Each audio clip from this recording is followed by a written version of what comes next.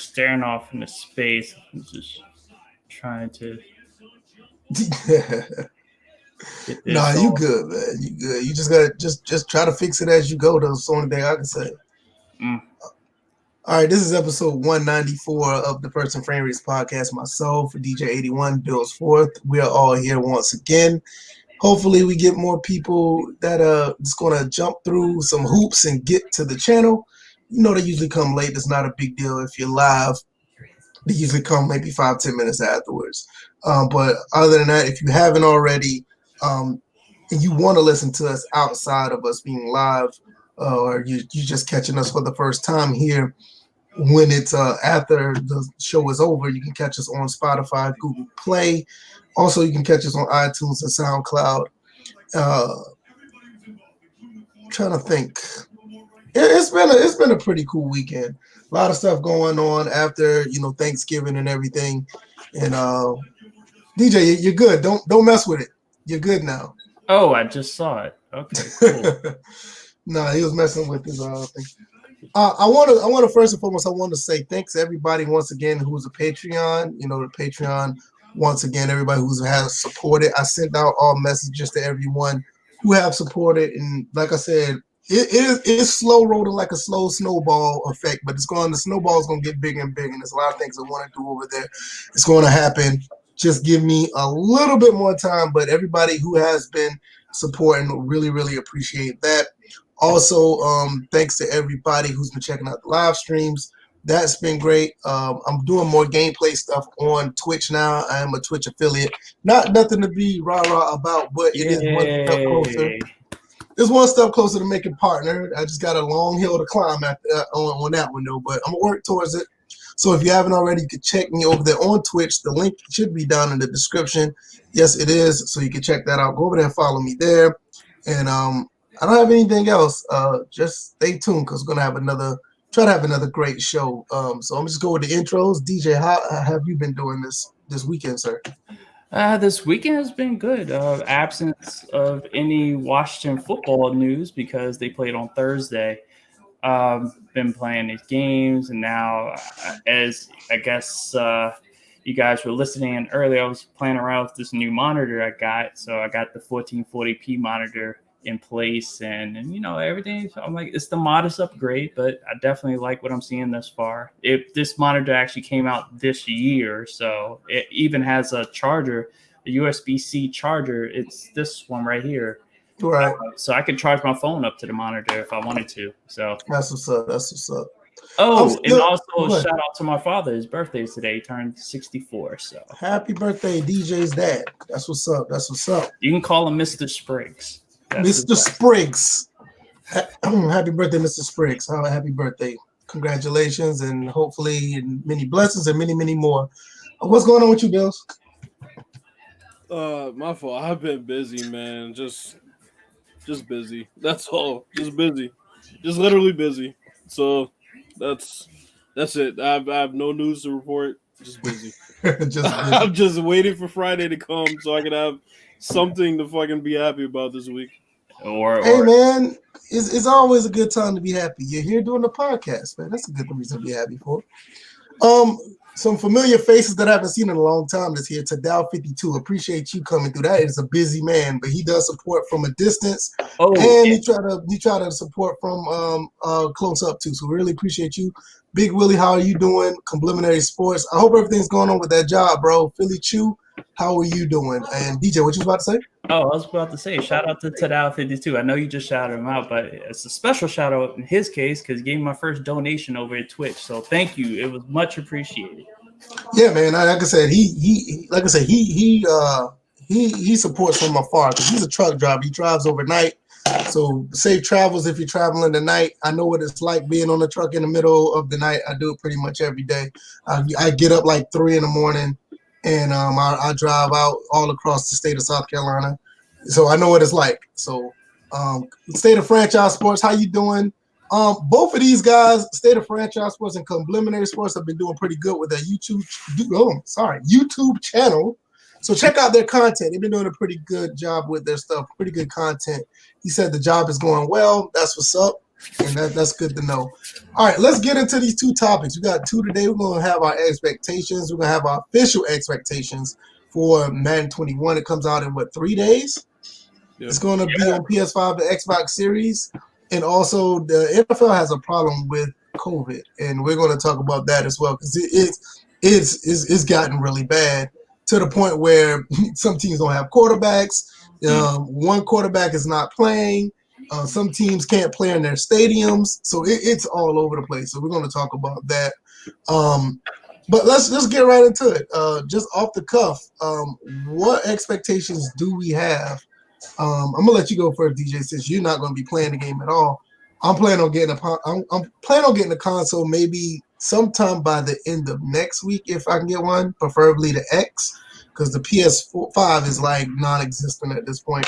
But what are your thoughts and what are your expectations? What do you think how you think this upcoming weekend is going to be? Because that's when the game everybody's going to be playing it this weekend. So what are your expectations? It's going to be a tale of two timelines.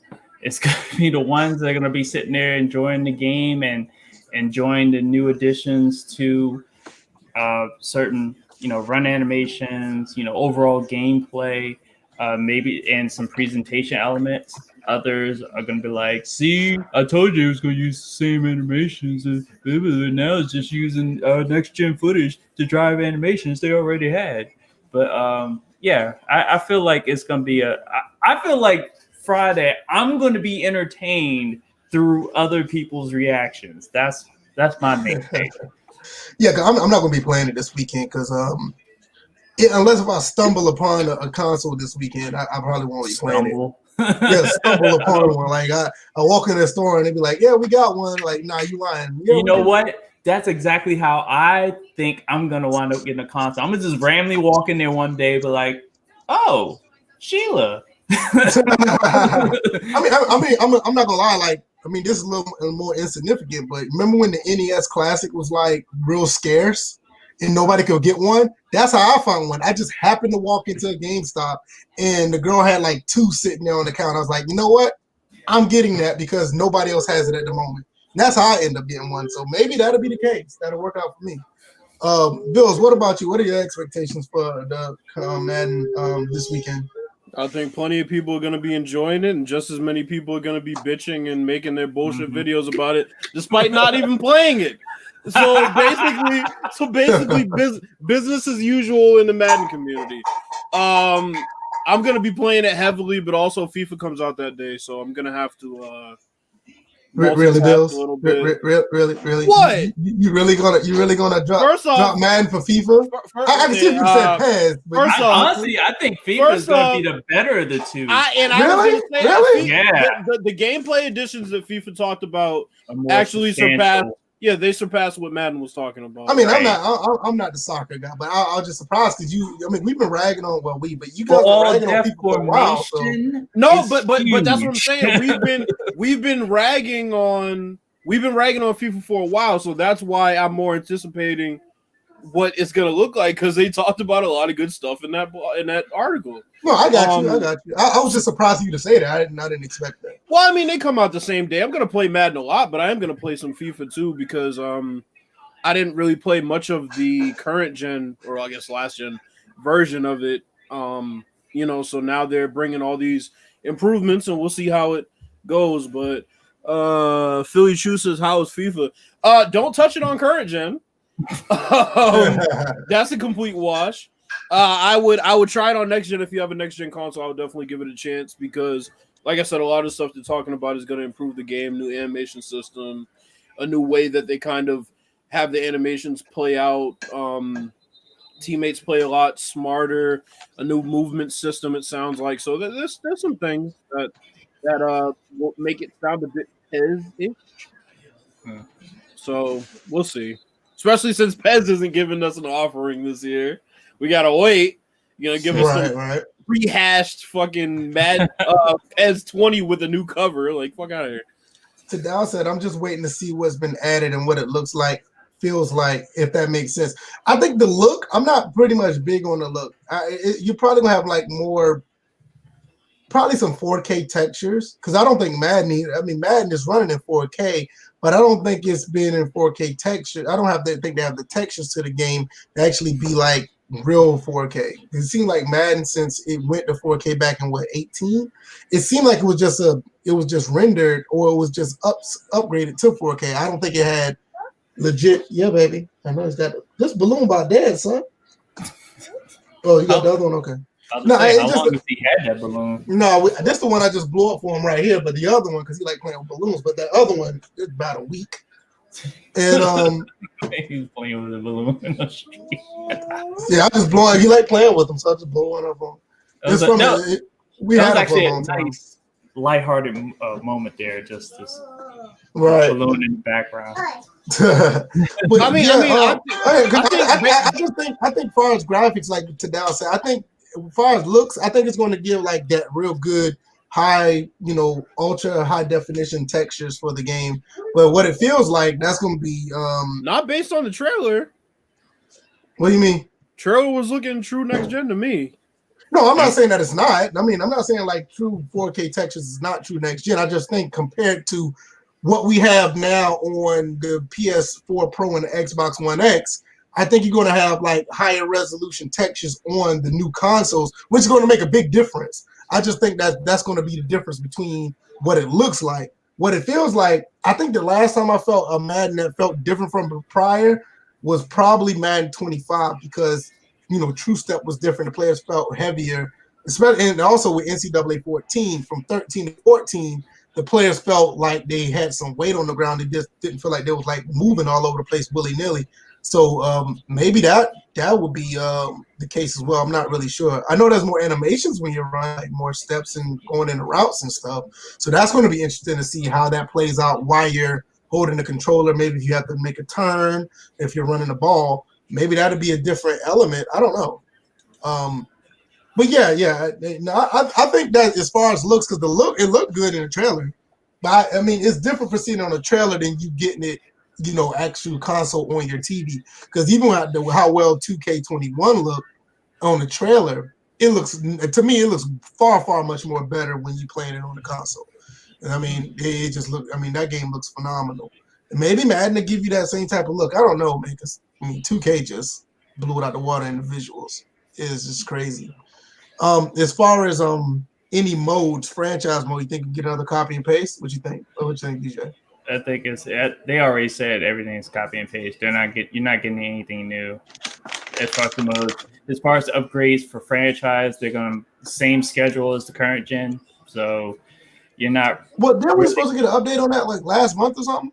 Yeah, it came out already. So, yeah, that's what I'm saying. Like, yeah, so the next one's supposed to be in January, and then the next one after that, the Super Bowl would have already been played, and we'd be halfway through the NBA season by now. So I'm like, they already laid out that it was going to be not a spectacular first step, but a first step nonetheless. Yeah, they said it was supposed to be a much bigger leap by Madden 22. And that's kind of what the game plan was when they first said, "Hey, we hear you. We're sorry that Wendy's roasted us about our franchise mode. We're actually going to do something." And they gave us a little timeline of what steps they're going to put in this game. But at the end of that situation, or the end of that article, they said you're going to see much more in Madden 22. So I'm curious to see how that goes. Me personally, I think this probably. I think this might be the last hurrah for franchise mode. I don't think we'll probably get any extra upgrades after this. Don't expect nothing in Madden 23, Madden 24, or Madden 2025 because I don't expect it after this. I think there's like, look, we gave you enough. This generation, we're going to still be working on these microtransactions, so these MUT cards going to get this love. So, Bills, you think the same thing? You think it's going to be copy and paste on the franchise mode as well? Well, they already said it was gonna be. So I can't really. I mean, they said it was gonna be. I can't go against what they said. They literally came out and was like, "Yeah, you're not getting anything new." So, I mean, we gotta have to take them at their word, I guess. I don't think they're gonna sneak something in and say, "Hey, got you." Like, no, I They already did that. Right, exactly. They had an update today where they added some X factors. One that everybody complained about was film study. They put that in. Oh yeah, that was an update that came out today. Yeah, that was an update that came out today. Some people got their X factors. Other people got their superstar ability taken away. Finally got a superstar ability. So Lamar Jackson didn't get the sweet and sour sniffles badge for having COVID. I have something to read for y'all. Ability should be called careless. I have something to read for that. That's funny. I have something to read for y'all that might answer a question we were asking about as far as how the next gen stats affect player ratings. So I was reading this article about that Forbes had about next gen, basically, and who wrote the article exactly? Like who's Brian Mazik, actually. Oh, okay, cool. I was just hoping it was him. So he said, "I thought next gen stats would be a perfect driver for player ratings, but it appears EA isn't quite ready to take that step. I asked them about this potential implementation, and this was the response from creative director Connor Dugan. Next gen stats will provide another data source to help ratings adjusters in making their weekly adjustments as we still look at our ratings process and formula as proprietary and non-automated. That being said, next gen stats will have some impact on ratings, most significantly in making sure there's a strong correlation between the data and the ratings, as both are strong contributors to the movement system. We are looking forward to going deeper and exploring more here, as there are huge opportunities for a stronger relationship between our ratings and next gen stats. In order to fully realize this, we'll need to solve for some factors such as rating players that have no next gen stats data, or missing. We talked about that, or missing data and matching up certain next gen stats as compared to what our ratings actually control in the Madden game, as they are not always exactly the same. So basically, what that means is we need to learn what our ratings do because we still don't know. Well, thank you for admitting that. Stop that right there. Stop that right there before you go any further. So, if they don't know what their ratings are doing and they're doing it based on stats, they're basically adjusting ratings based on stats. But now I got a question. Are we dealing with the same code of the game again?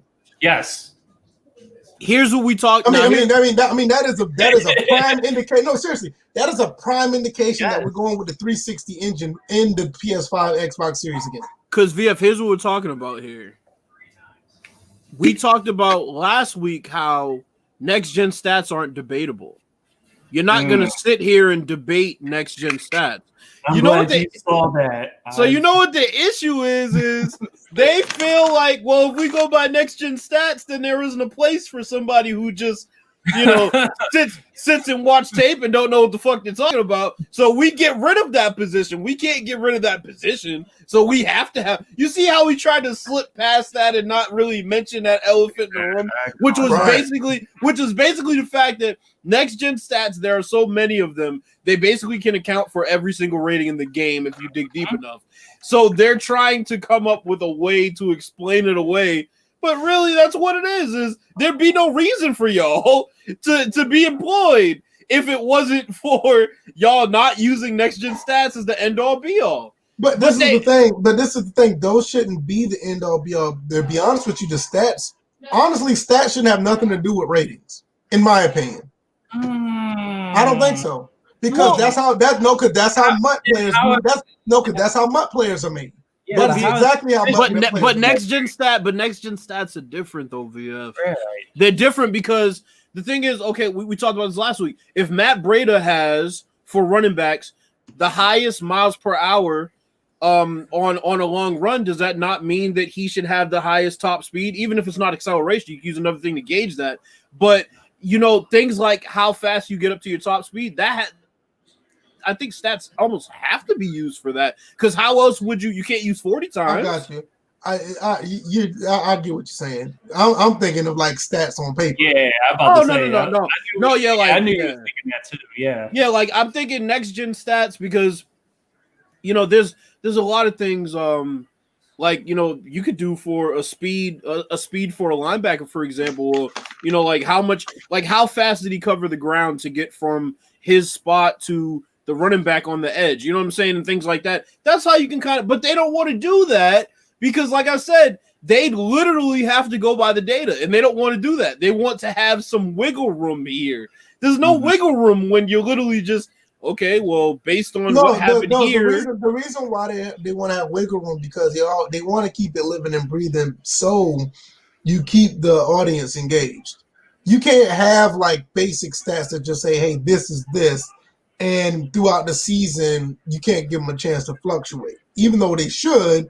But the way they do it, they want it on a case-by-case basis. Basically, like, hey, if somebody did this week, we want to change that. But this is what this is what sticks out to me. They said in order to fully realize a stronger relationship between our ratings and next gen stats, we will first have to solve for some factors such as matching up certain next gen stats as compared to what our ratings actually control in the game. From that means that basically they're going to say, well, okay, this next gen stat would suggest that this guy's the best cover corner in the league. Well, no, we can't give him 100 coverage because this game he got burnt by such. Yeah, but that's exactly what I'm saying. But it's like if you're gonna do the roster every week, then it should change every week. There's nothing wrong with doing an update every week to week. If that's let me tell you something right now, Bill. Let me tell you something right now. The game does it itself already if you play franchise mode. You can your stuff updates weekly if you do it in franchise mode. If you play franchise mode, the problem is they're trying to cater to these people who do the play nows, do the online stuff, or who play head to head, and they don't want to do the work. They just wanted to do it for them. Yeah, I mean, and that's not going to work because what happens in real life, they're not going to be able to actually put it in the game properly. So people are going to continue to be broken. But see, here's the issue. They're admitting that next-gen stats police certain things in the game already. That's what I'm saying. So you can't, in my opinion, you can't have it both ways. You can't say we're going to base player movement on next-gen stats, but then something else you say that it's going to be discretionary because that's, to me, that's just, I don't know, bro. King of the North, see, this is the thing. This is it almost go hand in hand. King of the North said, how do stats next gen or not fix broken animation? They didn't add any tackle animation with 2-3 defensive players. There were already animations on that. We're stuck with the same current gen animations, right? I'm going to say this. That's not true. We saw the trailer. I'm with you. I'm 100% with you, Bill. I will say this. Based on what I saw, it looks like we have new animations. I can't sit here and say, oh, it's the same. But from what I see and based on what I've been told so far, the information we got, we are, which I hate to put this out here because it's ridiculous. We're probably dealing with the same engine that we dealt with for the last 2 generations. But VF, another thing is, what me and I know DJ's pointed this out many times, me, you, and DJ. The fact that now not only are there new animations, but they're opening their animation library as a result of the new logic that they claim they're putting into the game. So that's the sad thing is how many of these really are new as opposed to, well, if you tinker the right sliders, you might have seen this 2 years ago. That's what I'm about to say. Didn't we talk about this? It wasn't last week because we was on Pelican Man all night. Right. But the one before that, we talked about it. Especially after what the roast was about. Right, exactly. But we were talking about that, like there are animations in this game that nobody really knows about. Catch animations. They're different catch animations. They're different tackle animations. Yeah. They're actually different throwing animations. They're different tackling. There's different tackles in the game, but you have to mess with the sliders to see them. Which, like the game on its face, just only show you maybe a third of the animations that are in the game. And then another thing is that when you go to coaching adjustments, that unlocks another set of animations that you don't see. It does. How many people actually Superstar X Factor, they unlock animations as well. Right. So it's just like every iteration of Madden, we have not seen all the animations that have popped up because some people will go back to Madden 25. It's like, oh damn, I've never seen that animation before. Right. And Madden 25 was touted to have 400 different animations for pretty much catching, tackling, and blocking animations. I think they said it was 400 different ones. Now I don't say for each, but total this would be 400 different animations. between those 3 positions alone. Now here's the other thing that kills me though. They talk about ratings. I remember one year I put the running backs, like all of them, I put some of their skill moves up. Like I put their spin up, I put their juke move up. All of a sudden, they start juking and making moves, even on All Pro, right? So it's like there's things you have to tinker, and it's kind of the same thing in 2K. You know, all of a sudden you see guys layup package when you start tinkering with certain tendencies. Right. It's like I think what they're doing is under the hood, they're kind of tinkering with some things that we usually would have to do to make the game feel a bit brand new, and then they layer the new movement system, which isn't really new because it's really Madden 25, over it.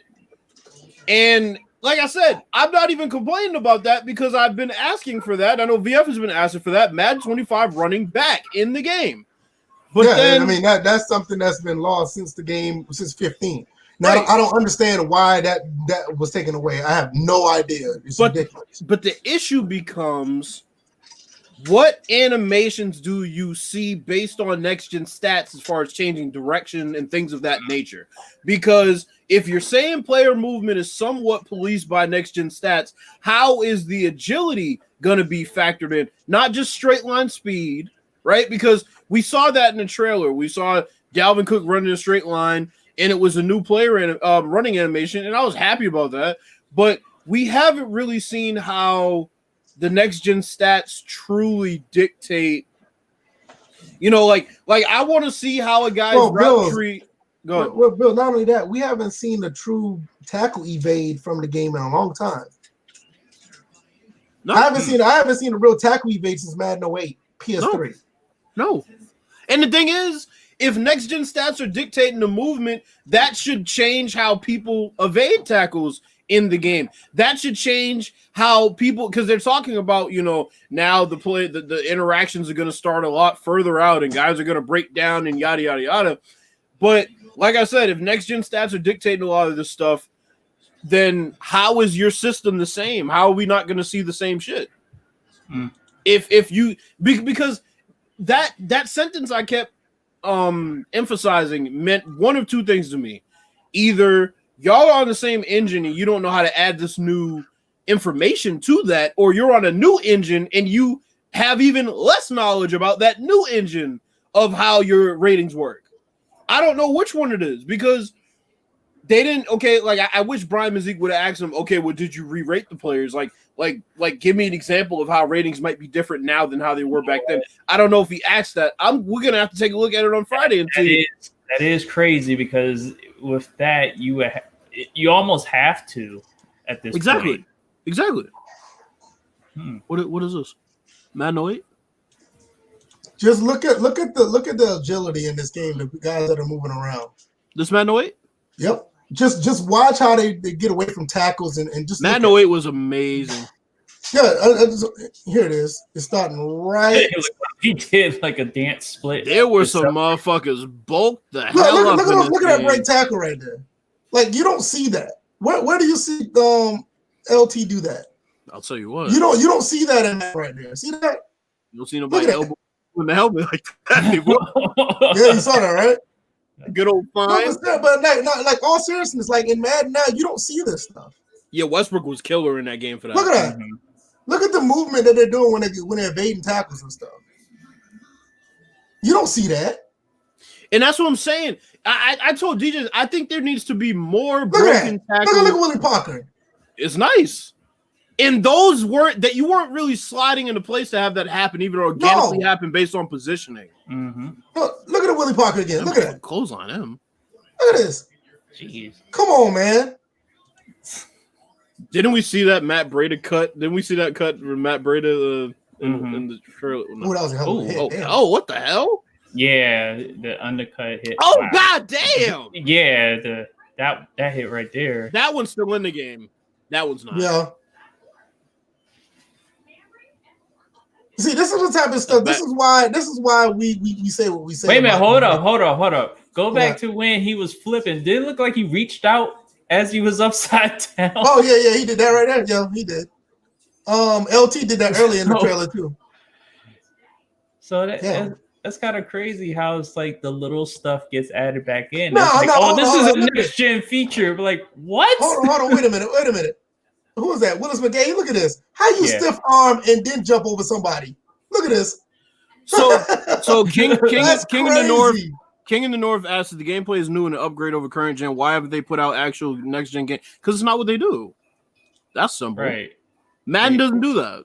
They've when the games are good, they don't do that. Yeah, they've been keeping everything close to the vest this whole entire time. Yeah, from information to even for the fact that we didn't work on franchise mode this year. Let's be honest, 2K doesn't really do it either. They did it this year because they wanted to change up what they usually do. They usually don't do it. You get a momentous trailer and that's it.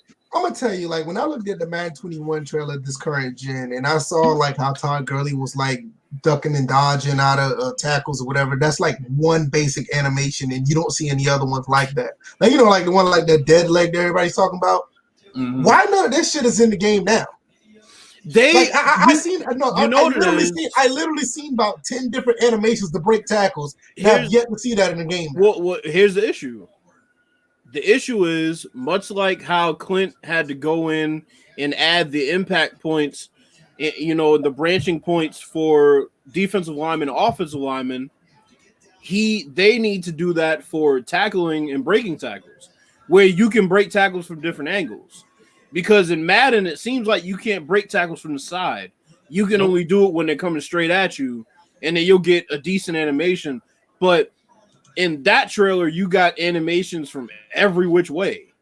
There were guys pulling on him, trying to grab him by the ankle. There were guys that were coming in from the right side, and he, kind of. I just see what you said. I just know what you said about that Westbrook. Yeah.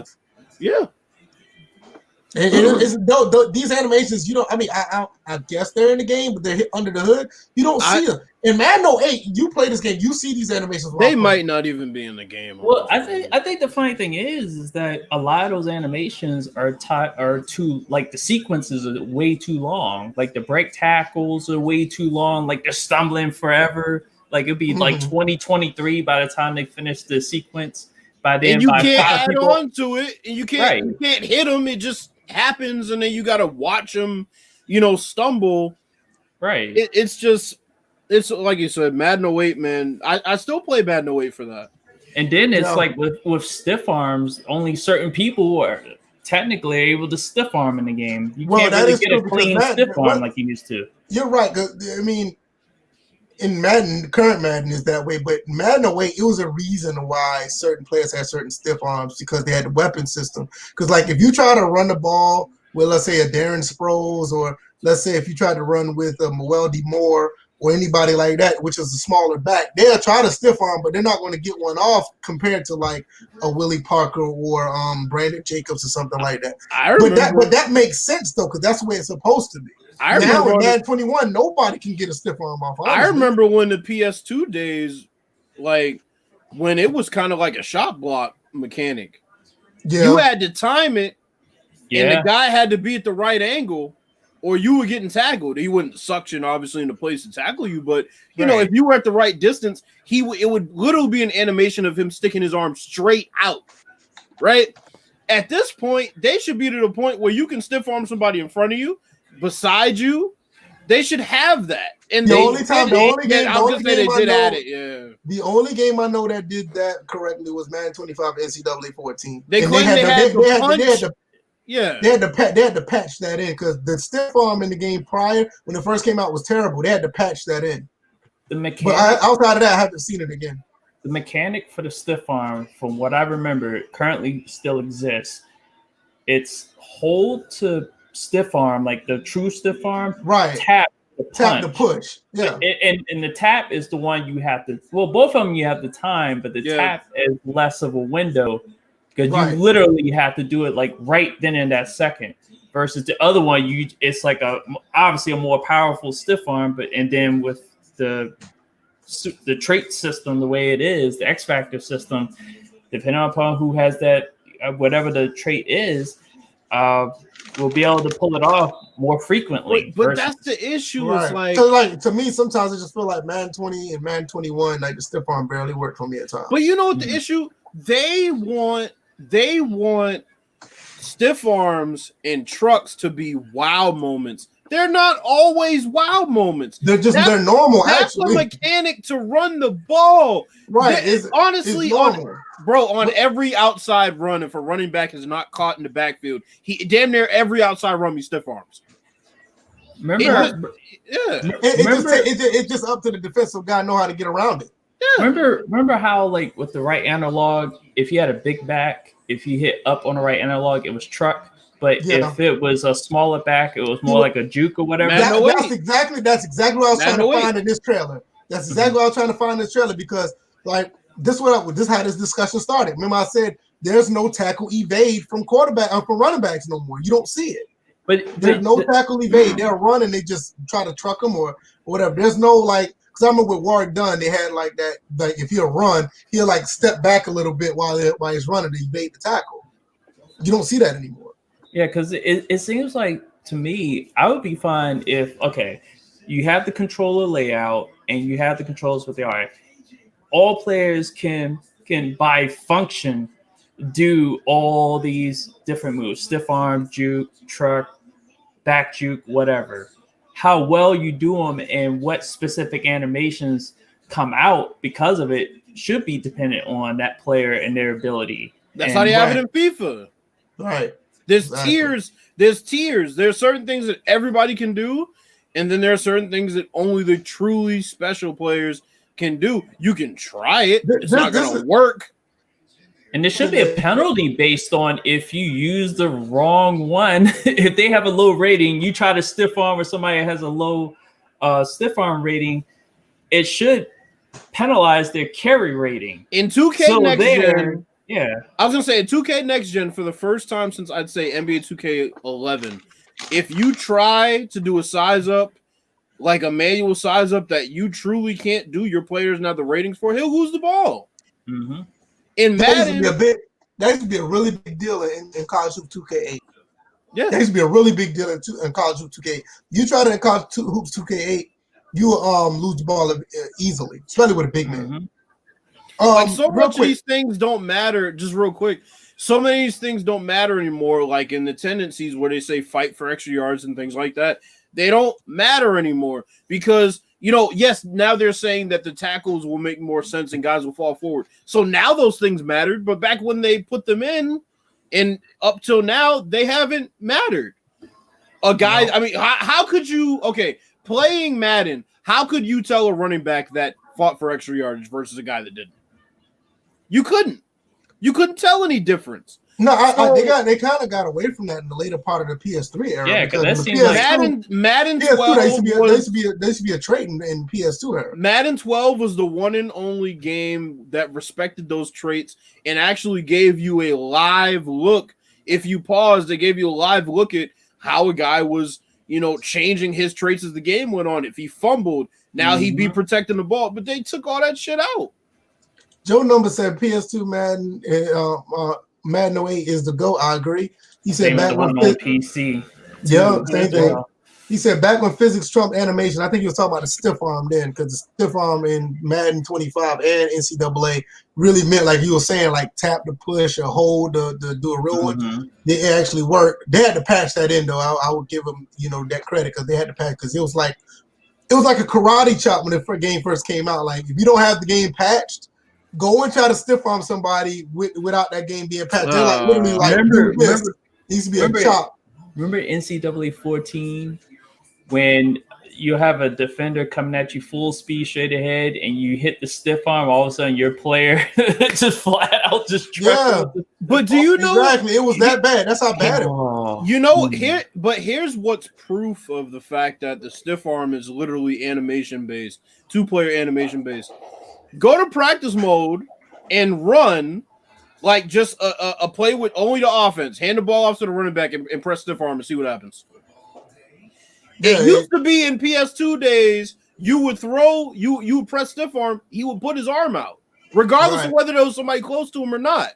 Right. If you hit spin, he'll spin. If you hit juke, he'll juke. If you hit truck, he'll try to truck. If you hit stiff arm, he might do like a half-hearted he'll animation. run like doing this. He'll run like this. It's like it's like strictly animation based. It should be skill based. Like DJ, I know what the animation is. Is the guy gonna run into it or is he not gonna run into it? DJ, you know all about this right here. The Complimentary Sports said, believe it or not, animations are linked to penalty sliders in Madden. DJ's been saying this for years. Complimentary Sports, you may not know. I mean, this was probably even before we started the podcast. DJ's been saying this for years. Like, you change the penalties to sliders, and you'll see all kind of stuff. Mm-hmm. You'll see all kind of animations based on the penalty. Remember when they used to have a slider for intentional grounding and that made the quarterback throw the damn ball away? Yep. When you put the intentional grounding down to 0? If you turn up the face mask slider, they'll just do a face mask all the time. It's not necessarily they'll call it more. You will just see that animation more. Same with defensive pass interference now. I don't think it's changed. No, it hasn't. If you cut it up, all they'll do is they'll just grab and hold, and they do all kind of crazy stuff now. And it's not even tied to the actual penalty; it's just tied to the animation. And then also, when you turned up the offsides penalty, it increased the factor of the AI being able to jump the snap. Yep, that too. Yep, the offsides does do that. Yep. I mean, we can talk about slide because I told you the speed parity rating polices a lot too. Yep. If you put the speed parity rating up, then the pass rushers they'll slide into place and only be able to engage going straight forward at the lineman. If you put it down, then you'll see all of the engage points that Clint talks so much about putting in with the offensive and defensive linemen. It's like, it's crazy. Yeah, the settings literally police the game. You put tackling down to 0, all of a sudden you see, you see all kind of momentum respected and exactly.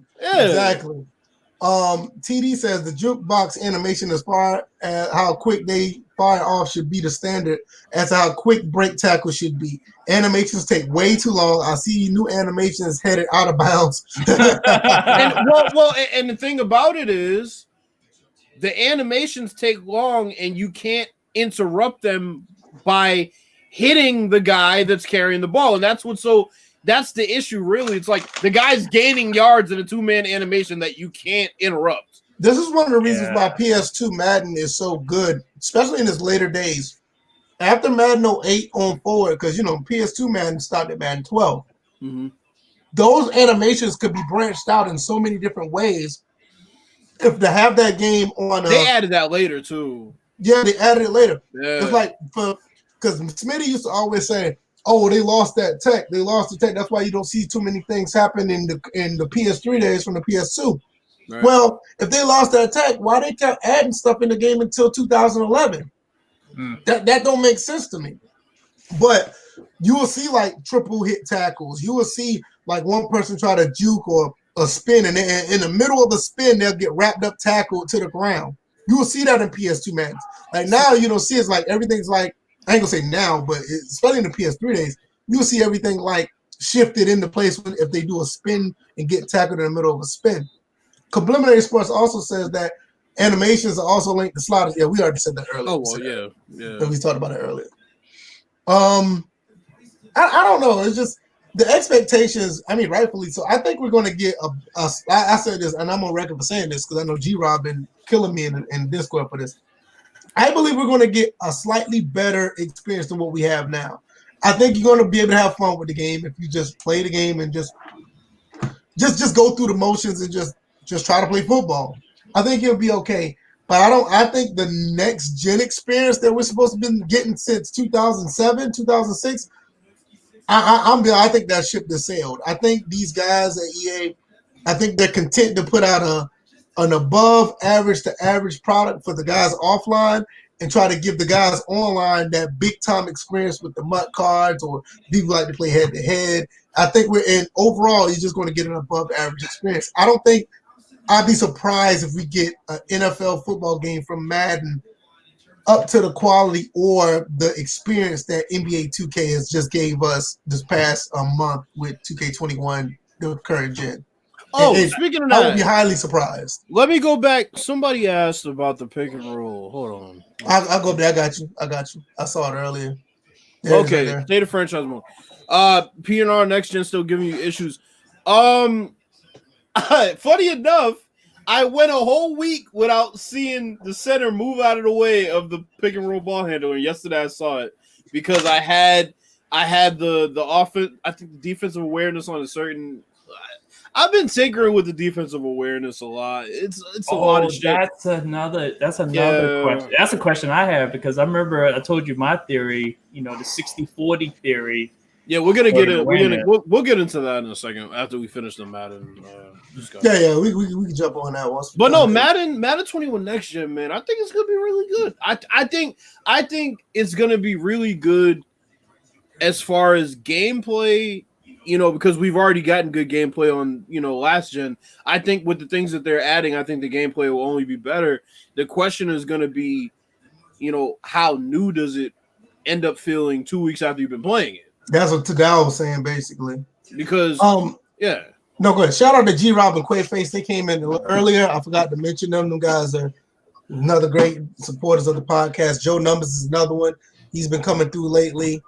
King of the North has been back and forth. I know he's probably been busy, but appreciate you coming through. TD is another one. Appreciate you guys for being here. Guys putting out great comments in the comment section. Joe Numbers said Madden should pass APF, and it pains me to see that there aren't. Because of the way EA choices goes about making Madden is the reason why I have a PS2 and those Maddens. APF has one major flaw that I can look past, but it just, to me, personally, I think APF has been surpassed Madden since Madden 17. That's my personal opinion. Because Madden 17 is a phenomenal football game that nobody talks about to this day. I'm sorry, I don't. You know what APF is? APF is NFL 2K5 with all the fundamentals taken out of it and bullshit later on top of it. They have some new animations, but all of the sense that was happening in NFL 2K5, all the football sense has been taken out. All the animations are still there, and when they trigger, they look really nice. But APF, you see fucking safeties turning their back to the play. You'll see a lot of route mirroring that's way more egregious than damn near any Madden game outside of Madden 11. There's a lot of shit in APF. The game moves realistically. The pace of the game moves realistically.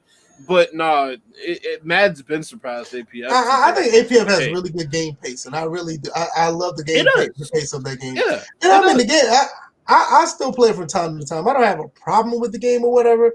I know where it is because at the end of the day, APF was limited based on time and constraints. And that doesn't make it necessarily a bad game. The good thing about the best way to put about that game, the game is limited. It's very, and I'm not talking about modes. Like you said, you can look at some things that 2K5 done well was just taken out of 2K8, and it kind of don't make sense. And that's one of the things that I feel that APF is a good game, but I know what its limitations are. And like I said, once Madden 17 came out, I felt like that they were on their way to actually doing something big until they put Frostbite in Madden. But that's another. I can't. You know what? This brings up another point since we're talking about APF. So Smitty, shout out to Smitty. Smitty hypes up, and it's not really hype because it is that good, but he talks about APF's passing system a lot, right? I would too. But here's what he doesn't understand. Passing in that game was almost too easy because the coverage was so bad. So imagine having that freedom to pass in a game like Madden as it stands today. People are already complaining about the DBs responding too quickly in coverage. I think you're spot on with that. I think the success of passing is too good, but the mechanics are top notch. Because the mechanics in APF are top notch. But you could use a bronze star quarterback or a no star quarterback, and you're just slinging the ball around the field because the coverage was not good in that game. That's what I'm about to say. The coverage is not on par, which made the passing easy. But those mechanics need to be in just about every football game, in my opinion. The way you throw the ball. I can't play it though. Yeah, I think the passing in that game is something that needs to be mimicked because just the controls and I guess you could use the same word again. the control you have on passing the ball is like really, really good. But more importantly, they had all of the catch animations in all the positions they needed them. Oh yeah, catch animations was really good too. Yeah, I agree. So if you threw back shoulder, I did a video about this. You throw back shoulder low, he's gonna turn to that side and catch it and fall to his back because it made sense. If you throw that same pass in Madden, either it's gonna go crazy inaccurate, or it's gonna be a two-man animation, which the two-man animation looks nice, but you don't feel the satisfaction of throwing it to a spot and literally that animation is independent of the DB. You know, the wide receiver's literally just turning and catching the ball because you put it there. So I mean, yeah. No, I'm about to say preliminary sports. I'm gonna get to your question in a second. Joe Numbers, I'm gonna have to disagree. He said people praise APF because it wasn't heavily animation based. I think they praise it because it was.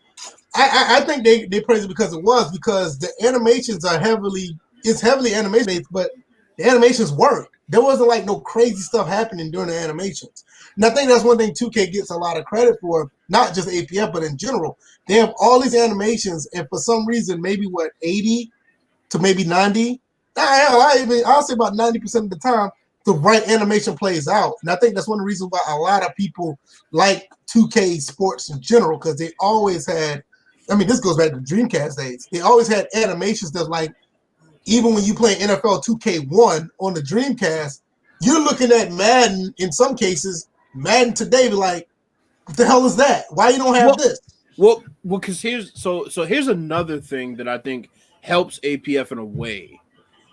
The fact that the ratings were under the hood allows for when Reggie White is whooping up on a no-star lineman, you to say, oh shit, that makes sense because, you know, Reggie White is a beast and, you know, this guy's a no-star lineman, right?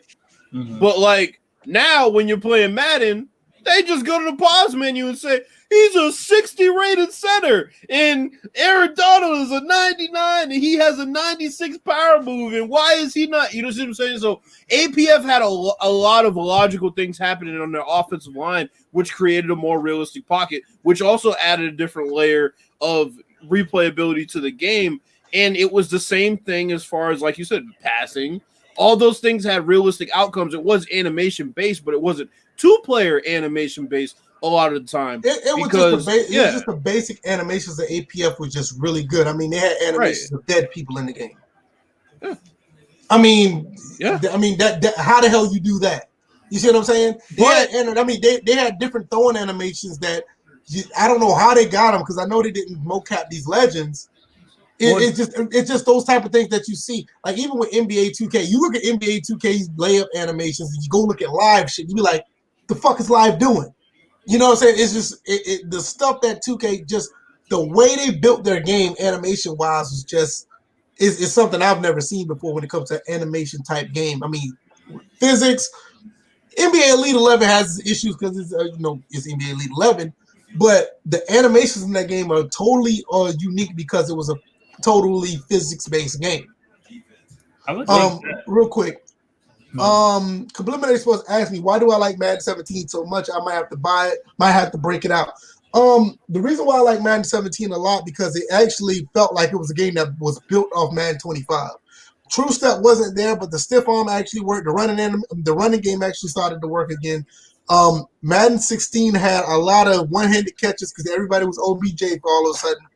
But Madden 17 actually fixed that. The only thing I did not like about Madden 17 for the most part was the suction of the two-man animations when you're fighting for the ball in the air. Outside of that, everything else is pretty much on point. Let me see right here. Shot in the dark. Boom! I still got the game right here. Didn't even know it was right here. But I still love playing that game. I play it from time to time still. It's a very solid Madden. If you like Madden 25, you will like Madden 17. And it's a very good balanced game in my opinion. But see, to go back to, we were talking about the coverage in APF and how fucking terrible it was. I remember NCAA 12 when the coverage was amazing. What did people do? They bitched about it. They complained about it. The coverage was great this year for spurts. And what happened? They complained about it. Even NY Kia. I love you, NY Kia. NCAA but I'm sorry. 12. Yeah. NCAA 12 was straight until they patched it, and then 4 verticals worked on everybody. And I get why NYKia is saying what he's saying, playing online, because he's saying that certain guys are reacting too quick, based on the route and based on where he's throwing it. The issue is, and me and DJ talked about this, that is for the offensive side to figure out. They need to figure out how to sync them fucking routes up with your drop back, and you wouldn't have that problem. Okay? God, man, what the fuck, man? What's going on with you? My son strikes again. Oh, he took the game. Oh, damn. That shit might be in a garbage disposal somewhere. I got a digital copy on PS4, but still. Remember I told y'all a long time ago I said I wanted a physical copy of this game because I liked it this much? Yeah. I may not have it now. But yeah, so I mean, it's just, that's my thing. People talk about the coverage, right? And then you look at these past games that had good coverage and they get nerfed because people complain about what? The coverage. Oh, no, it's too hard to. Good. Now I'm gonna go back to the animation quality. I felt like because they do have all these games, they have animators, they have actual people that do the animation.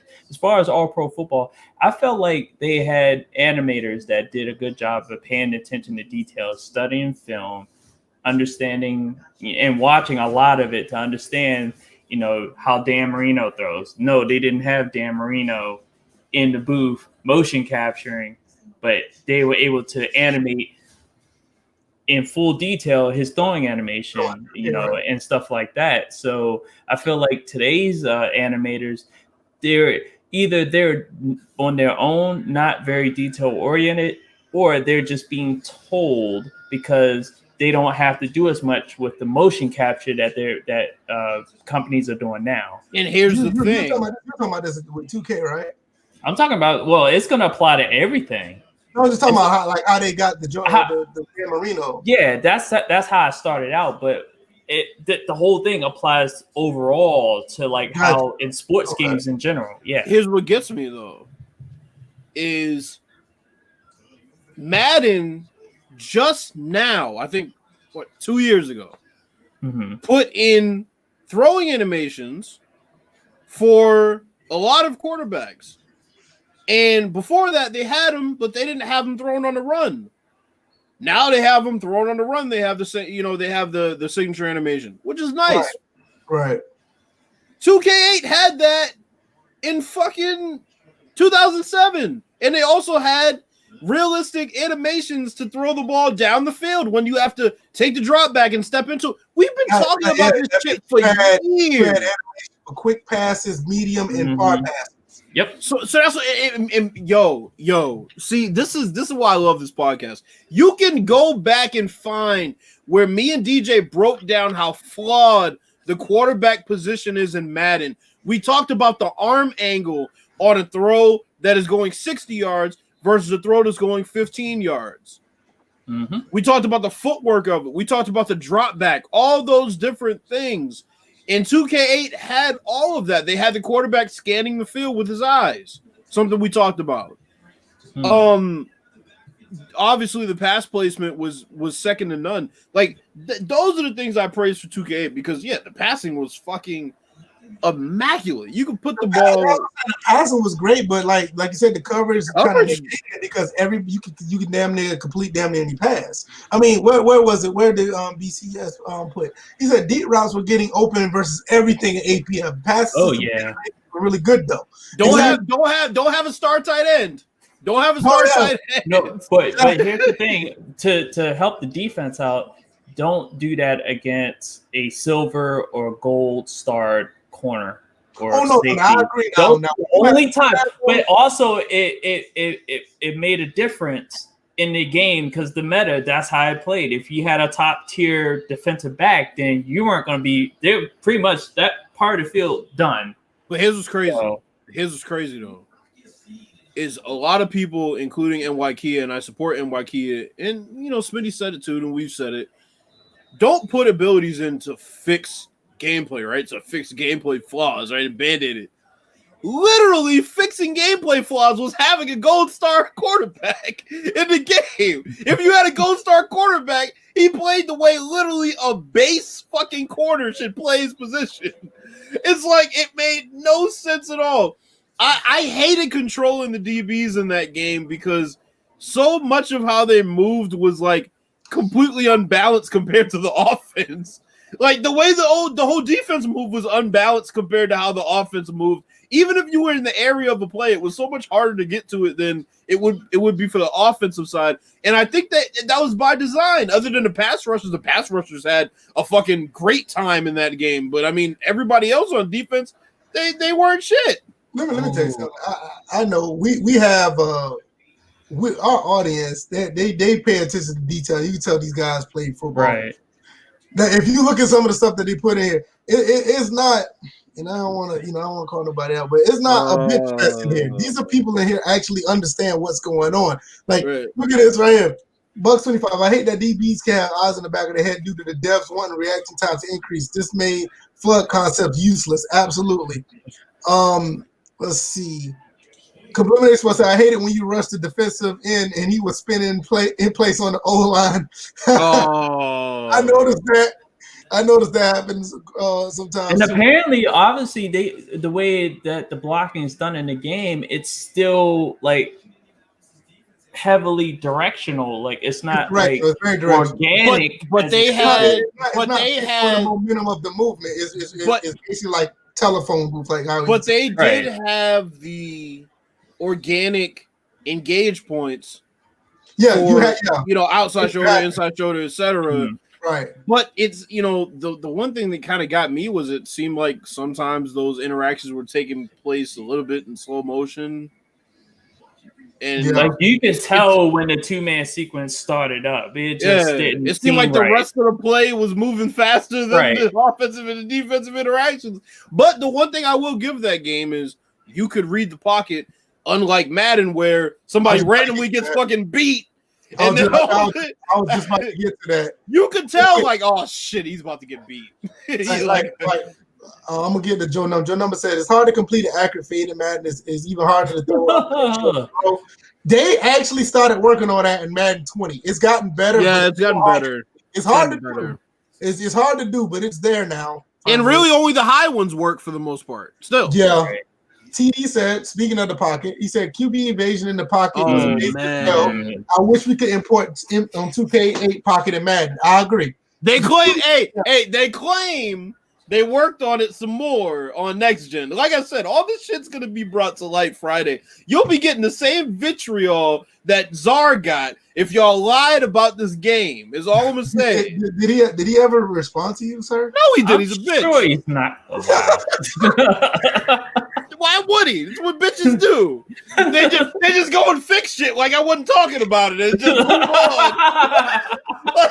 It's funny how the pick and roll wasn't a problem, and then all of a sudden he just sneaks a fix in and says, "Here you go," and then it disappears back into fucking darkness. Get out of here. G-Rob said, I actually had the Vision Cone in Madden. I agree. It was good. He said they could have built on that. Could have had it for DBs. State of Franchise said, I did too, but you could still complete a pass even outside the cone. Well, there was always a chance you could complete shit outside the cone. I'm not 100% sure. I had Jason Campbell. I don't know which Madden it was. Because it started in Madden 06, right? Yeah. Yeah. I had Jason Campbell at quarterback. So. I don't know if it was 06, 07, or 08. I don't know if it was one of those three. But if you threw the ball outside of that cone, it was inaccurate. I don't know one of those games. One of them you still could complete a pass. But one of those games, the vision cone actually worked. Because I had Michael Vick, and Michael Vick's cone was like this. No, my quarterback was worse. No, and he had no. I'm gonna tell you how worse Jason Campbell was. Not only was his vision cone small, he had a long ass quarterback delivery. Oh man! Do y'all agree? Do y'all agree the secondary, like maybe a safety should have that? I believe they do in a way. Because remember the tackle cone. The tackle cone is an extension of that. What I've seen, And from what I heard, they removed it, but they didn't remove it. Like it's not in the field where you they can see hid it because they knew what it was. That tackle cone was some horse shit, bro. It was. That tackle cone would teach you how to tackle, but theoretically, it was really just making a tackle for you. Okay, you're close enough. Press the button. What was it called? Easy play that D7 Madden. Oh yeah. That's what it should be for. One button. The reason why, and Number said this. Joe Number said that I was upset when they took out the QB vision. The reason why they took out the vision cone was because some quarterbacks complain. The actual NFL quarterbacks complained that some of them was smaller than others, and they felt that they was feeling slighted. Well, hell, you can't throw Trent Dilfer. That's why it's so small for you. What you want? And G-Rock said it was 07. Yeah, it was 07 was the game where if you threw outside of that vision cone, you were damn near throwing the ball out of bounds. That motherfucker Peyton Manning could see five routes at the same time with that damn goal. Peyton Manning, you didn't have to turn it. Tom Brady, Drew Brees, Drew Brees, when their vision code came up, they saw people in the stands. Like, you know what's funny? The vision cone, if you had a quarterback that had a smaller vision cone, pretty much is visualizing. Well, you would have to use the same technique that most quarterbacks do anyway. They stare down the side of the field and they use their running combo routes on that side. You just had to get used to it until you develop that quarterback to have a bigger. You know how they could build on that. Have the other buttons on the whatever certain buttons blurry or whatever. But no, also the more open the guy was, the bigger the cone was. When you saw that he was open, and the less open he was, too. Yeah, it was dynamic. What? Yo, look at the disrespect, bro. Look at that. Look at Alex Smith cone, bro. Oh my god! look at that bullshit. The whole field. Who is that? Yeah, who is that? Peyton Manning. Motherfucker, see the whole field. Look at Peyton Manning's cone. You didn't have to turn it. You didn't have to turn. See, and Alex Smith and whoever that cone is, both cones point out exactly what I'm talking about. There are three receivers in this vision. He's going to have to hit one of them because. Right, look at you was right, Bill. It's like Peyton Manning's cone is ridiculous. Look at the cursor. Look at my cursor. You can see people on the side.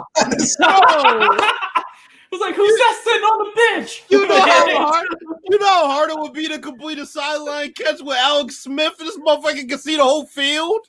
Right. Let me see who else. Well, Jake Delhomme had a decent one. His was okay.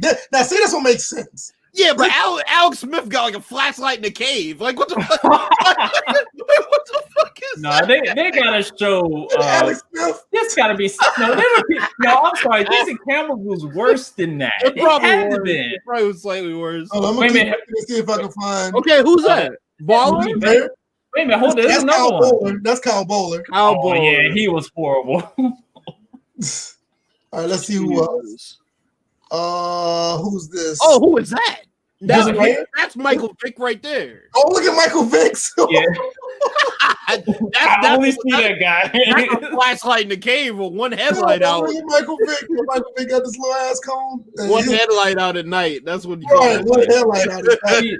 Now, here's the thing that a lot of folks that complain about the vision cone, they didn't take advantage of. You know how you could freely move it? Yeah. Well, there was a snap feature associated with it that nobody was using. That's how you counter the fact that the guy had a small vision cone.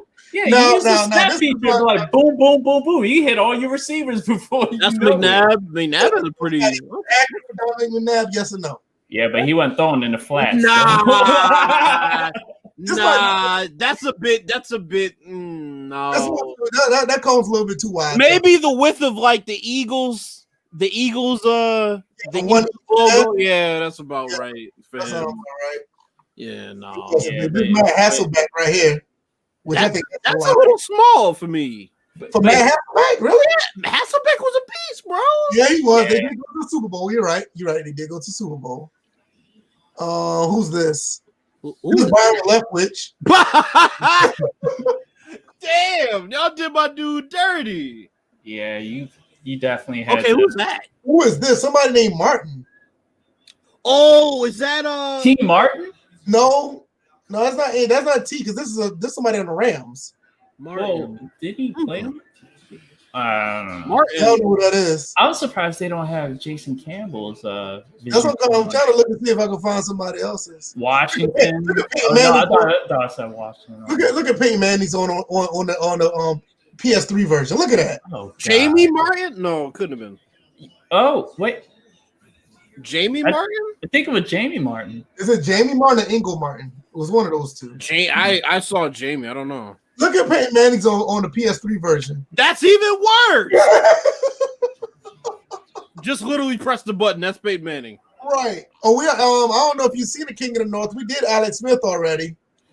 Yeah, Yep, it was. There it is. Alex disrespectful shit, bro. I think it was Jamie Martin because I'm looking up now. Is Jamie Martin? Okay. Hold up. Wait, year was because his last. This was 06, I think. Yeah, wait a minute. St. Louis? Yep, that was Jamie Martin. Who's that? Well, go back up. In 2005, he played in No. games and started 5 that year. The one above that. Who's that? This one, that's Tom Brady. Okay. Yeah, I could. Yeah, Tom Brady and Peyton Manning pretty much had like the same call. Man, Tom Brady would just it shouldn't have been no cone. The whole field should have just been Him and Peyton. JP Lossman. Oh God. His should have been skinnier than that. But his is a little bit bigger than Michael Vick's, though. If Nate Peterman was playing in the game back then, he would have had nothing. That motherfucker wouldn't have a cone. He wouldn't have a cone. Man. Oh, look at Rex Grossman. Yeah, that's wild. Yeah, I think that was the same size as Jason Campbell's. Yeah, that's bad. See, that's what I'm saying. That's where the snap feature came in, and the dumbass, bitch ass, punk ass players want to complain about my quarterback's got a small. Yeah, that's the reason why we don't have it anymore. BCS 25 said Vic probably made EA expand their gameplay features more than any player ever. Playmaker control on offense, and it's still in the game, by the way. Defensive hot routes. I'll be honest. I think that would be Ray Lewis because he added the hit stick, and that's one of the few things they haven't taken out since it was added. And they nerfed it a bit, though. They nerfed it, but I get you for that. But to change so many things off of one player, it's between them two, honestly. Yeah, he might get because you think about 04 started the playmaker ability. It started defensive hot routes with the spy button. I mean, the spy mechanic, the flats. True. It started, and it also started, what was it? The shade for the safety shade. It started all of that. So I can't think of nobody else. It might. So like 04 and 05 were the two biggest gameplay changes as far as one to counter the other. Michael Vick was so unfair. They had to make his fumbling like a 15. And it wasn't even accurate. Yeah, they just did it just to nerf him. Yeah, because his fumbling was his fumble. He could throw the ball. He could throw the ball in 04. He could obviously run, but you touch that motherfucker. Don't want to try to slide. If you slide, he'll do an automatic dive and then he'll fumble the ball. Oh my Lord. It was terrible. Y'all got anything else we can talk about this COVID stuff, or y'all want to jump to the NBA thing that y'all want to talk about real quick? We talk about two guys. This is more on video games, I guess. Go ahead. You can hit it. DJ was gonna, I guess, talk about the defensive awareness. Oh yeah. So, what I was thinking, as far as with NBA 2K21, for those that don't know, there's an overall slider in the game that governs player awareness, set to default at 50. My theory is simply this. The players themselves have individual defensive and offensive awareness. And what I suggest is that you lower the game's awareness to 40. Because what I'm thinking is that the slider's awareness is based on the coach's either play calling or wanting the players to execute their game plan. Oh, boy. Mitch Trubinsky's cone would be just a line. He don't have vision. It wouldn't even be a line; it'd be a line segment too. It'd be even worse than a line. It'd be a line segment. It'd just be a line. It'd be just as long as a line of cocaine. No, it should be it should be a dotted line. It'd be a dotted line, and the fact that he's so inaccurate, that should be curved out of bounds.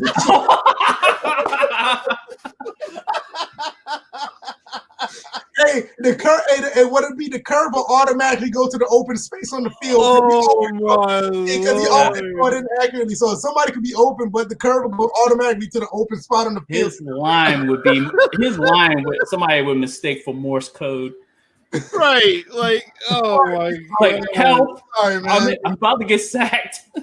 All right, maybe y'all could draft the quarterback this year, man. Coming up, man. But yeah, so I was suggesting lowering the overall game slot, defensive and offensive awareness to 40, so that way the players' awareness will reign more than the coaching awareness and play calling.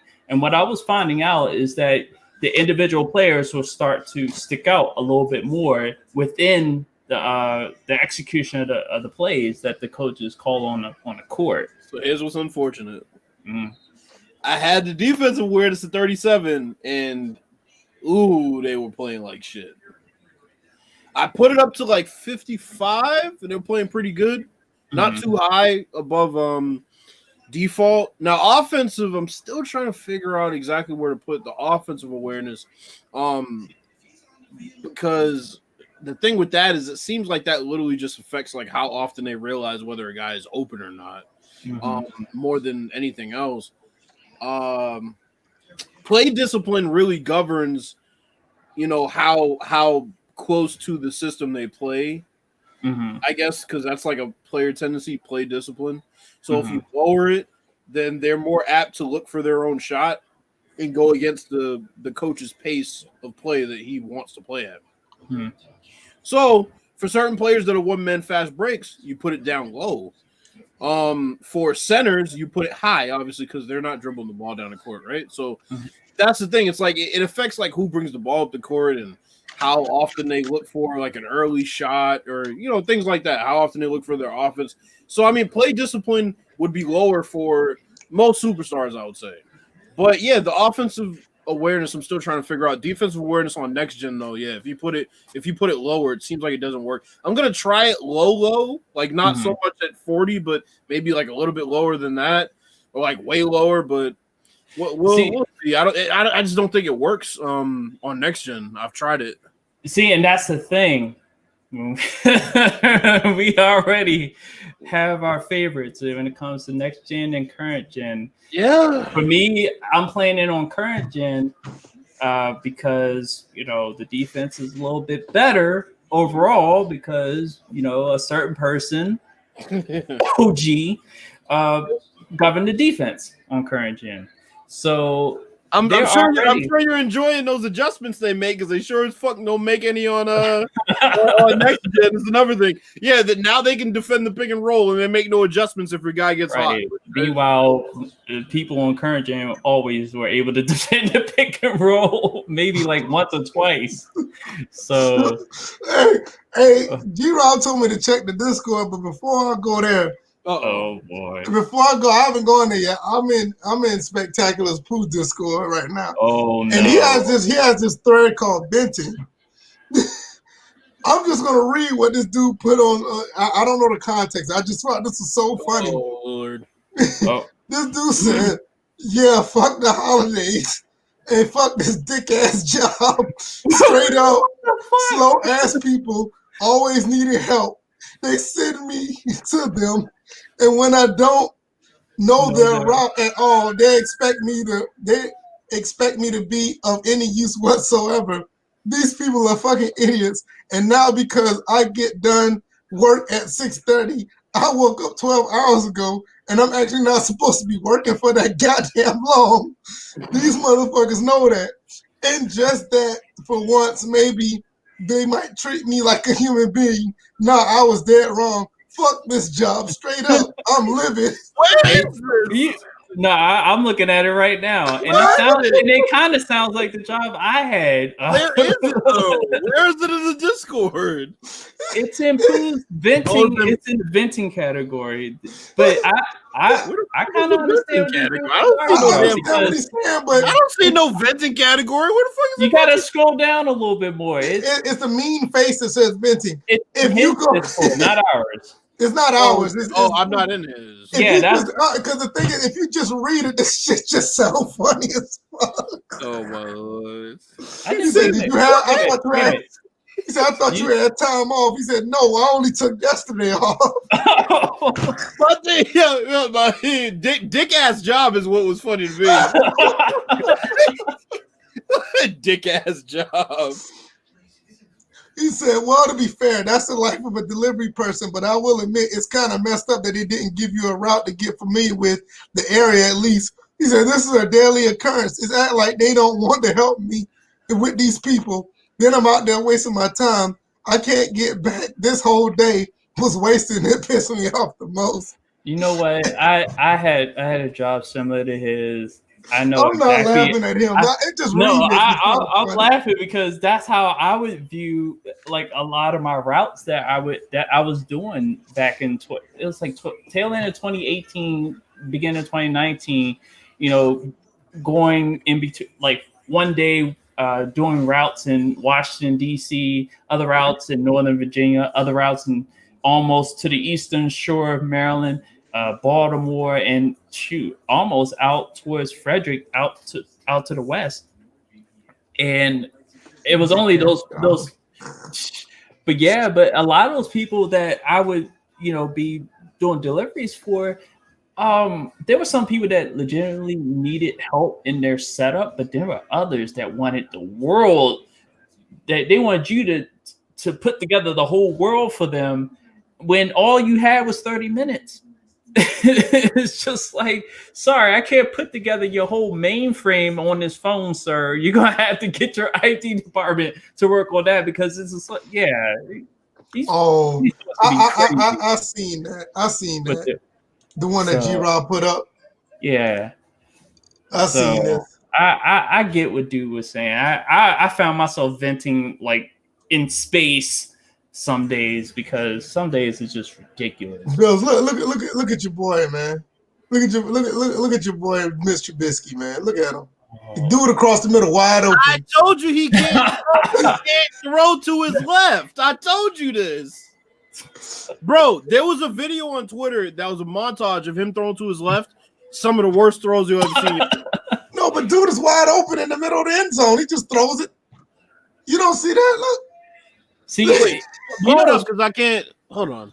It's funny. I can understand missing somebody underneath because you're focused down deep, but I can't understand missing somebody when you're. Oh wait, it's in the Discord. In front. Yeah, it's in the Discord. If you see it, it's like he's wide open. He just misses him. Is it in the sports section? Yeah, it's in the sports section. Damn, VF, how many Discords are you a part of? Hey, man. You like part of everybody. You like whoring yourself out to everybody around. Hey, man. Hey, I'll say this. He didn't trust his arm. Yo, I'll tell you why he didn't throw that. I will say this. I was one of the first people in BG's Weapon Wheel podcast Discord. I was one of the first. Well, you were on the show at one point. Well, so VF, here's why he didn't throw that. Why is that? He probably thought he didn't have the arm to get it there because that safety was low-key bearing down. Man, that dude was wide open for 30 seconds. He can't. Bro, this is one thing I said about Trubisky coming out of college. He can't lead receivers. So he would have had to lead that receiver if he threw that. That's why he didn't throw it. What, high? He was open for 30 seconds. He can't throw it above him? I'm telling you what's going to be a big throw. Let me tell you, if you look at that play, he could have done one or two things. He could have literally threw it right in front of him, or he could have ran into the end zone. The best throw of Trubisky's career was that the one he don't throw. What's the one I was gonna say? The ones he makes in his head, but no, the ones that he the one he made to the on the Lions that week that I think we were watching that. Yeah. He made that crazy ass throw on the Lions. That's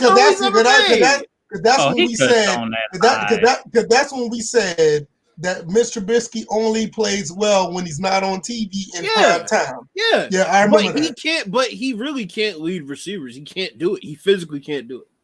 That's why I know he didn't throw that. That's why I know he didn't. He could have ran into the end zone. I don't think he. Yeah, but he didn't trust his arm. And one thing about Mitch, honestly, which is a positive, he's actually pretty mobile. So he can't throw. I'm sorry. No, I said he's mobile. I didn't say he can throw. But that's what I'm saying. That's why he didn't throw that ball.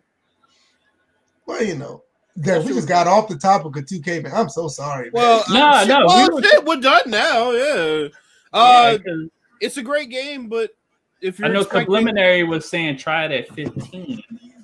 I'm like, it's going way below. Like, have you played actually?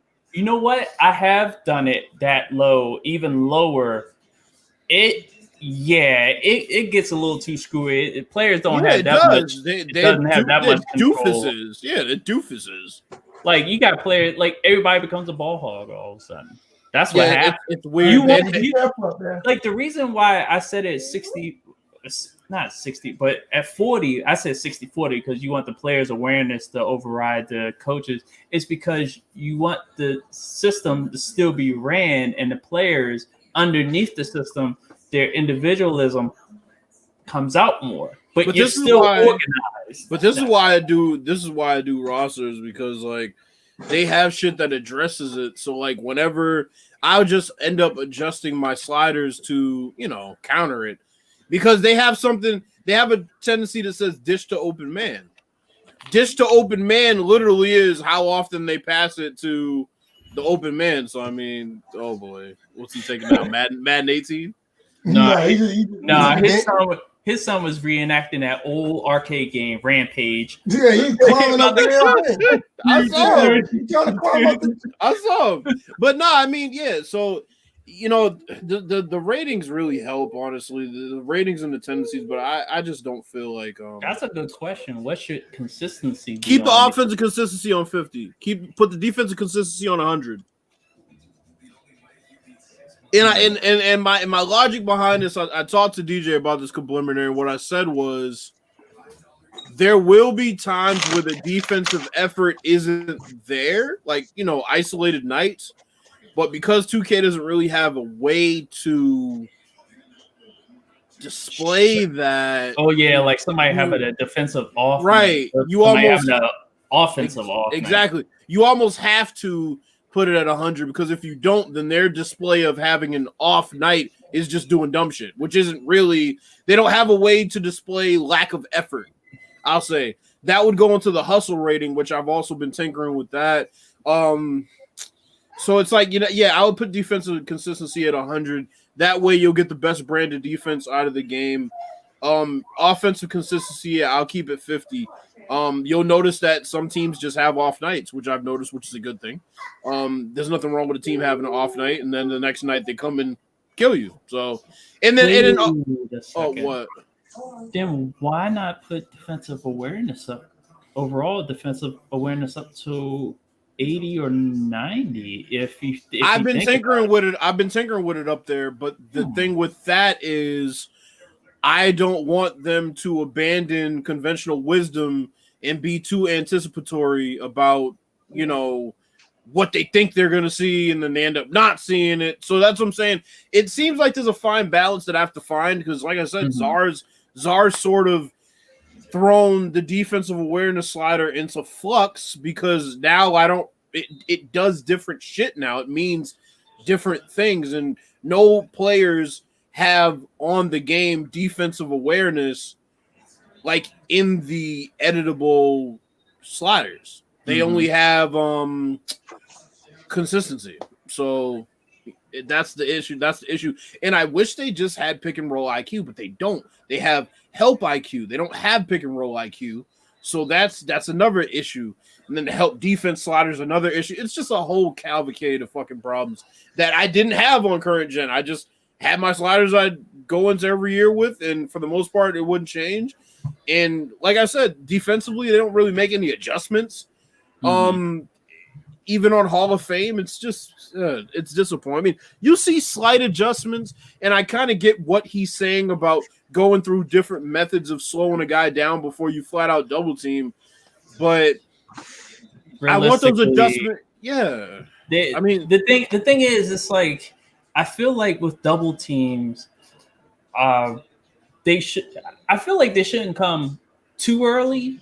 I feel like there's a point, like if the player's starting to get hot, then you try different methods to slow them down, like hedging on screens, maybe doubling on drive, doubling on post, like on the dribble, stuff like that. Like the late arrival of double teams versus the early arrivals, like on catch would be the next step. So yeah, go ahead. What I'd like to see is, depending on which area of the game the player's killing you in, obviously, right? If it's pick and roll, then yeah, you start to make some adjustments to pick and roll. I'd like to see first the on-ball defender maybe change based on your lineups.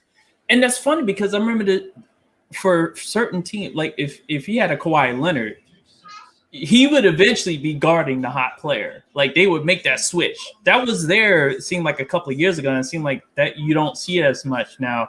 That it for me, probably because I'm not playing the Clippers as much, but I know when I was playing Toronto, or when I've played a lot of games versus San Antonio when he was on there, and that's when it would occur almost every game. If Wall or Beal got hot, Kawhi was on one of them. I was playing in practice mode. I was using the current Lakers versus the all-time Bulls, and Jordan was on LeBron for the first two possessions, and LeBron was on Jordan for the first two possessions. And obviously, LeBron's at the 3, Jordan's at the 2. That was interesting. Now, were you playing the scrimmage, or yeah, it was just a scrimmage. So nobody was being subbed out or anything? Because that's the other variable right there. So that was interesting to me because I said, okay, that's an adjustment right off the bat, which I like. Cross matchups is something that happens a lot in the NBA. The Warriors use it with Stephen Curry. He doesn't always check the point guard on the other team. I mean, he just doesn't. So that's what I'm saying. But yeah, as far as slowing down a player, like it should go in phases, like you said. If it's in the pick and roll, then you might have to go from your normal hedge defense to maybe a catch hedge. And then if he's really killing you, then you're going to have to blitz him and just double him. If it's an ISO, then you pre-rotate and send a guy over automatically. There's ways to do it without double team, but you don't even see those ways. Like, they don't even start out with those. I don't know. It's like they need to address it quicker, like what a player is doing. Because I was using the all-time Lakers. This is when I posted on Twitter how much of a cheat they are. And Bill Russell was guarding Shaq, but what pissed me off more than anything is like Bill Russell wasn't using any different types of, positioning in the post. So he didn't go from, okay, I'm gonna play, I'm gonna play behind you. I'm gonna let you post me up and play position there too. Okay, maybe I'll be 1/4 over the top, force the pass. Right. It's like they have all those things, and the CPU doesn't use them. Bill Russell would use all that stuff. Because here's the thing: let's say you are 1/4 over the top of Shaq. When he throws the ball, then you can bring a double team. You should be able to choose where to bring the double team from. You see what I'm saying? There's a lot of shit that they could do in the game, but right now there's just not a lot of adjustments. Shaq just got whatever he wanted. All right, so Preliminary Sports asks, would you put layups on 70? At this point, you almost have to, only because they still have the issue of missing these easy layups. Contact layups on 0, I think, is a bit low. I'm not seeing enough and ones, honestly, from the user perspective. But I mean, it's not layups on 70. Default layups on 70 is a bit high. 70 is like high for, I'd say, a lot of sliders, though. Honestly, I think a lot of that is also depending upon the defensive strengths for the layups and the jump shots. True. Like, especially on the gather, a person closing out could affect the person's shot on both the jump shot and the layup. And it's just like, I need to bring those down a little bit because certain difficulty sliders, certain difficulty levels have it offset where you're at a disadvantage. I'm thinking about putting the contact, the driving and inside contact down to 0 to see what it does. I'm not seeing any suction, but I just want to see what it does as far as opening up the layup package that guys have, as opposed to the same animations triggering every time there's contact in the paint. The issue I don't want to see is when you put it down to 0, guys become weightless when you do that. Yeah, that's the issue. I thought not this year, but I haven't done it yet. But in the past, I've had that issue. So that's why I kind of don't want to do it. On-ball defense on 0 is awesome. I agree. Not too many blow-bys, which is another positive. Lateral quickness on 0 is a game changer. Body sensitivity on 100 on next gen is actually a positive, not a negative. So I mean, there's a lot of things that are different on next gen. You're just gonna have to, just tinker with. Hopefully, I don't have to do too much with the Madden sliders, but you just never know.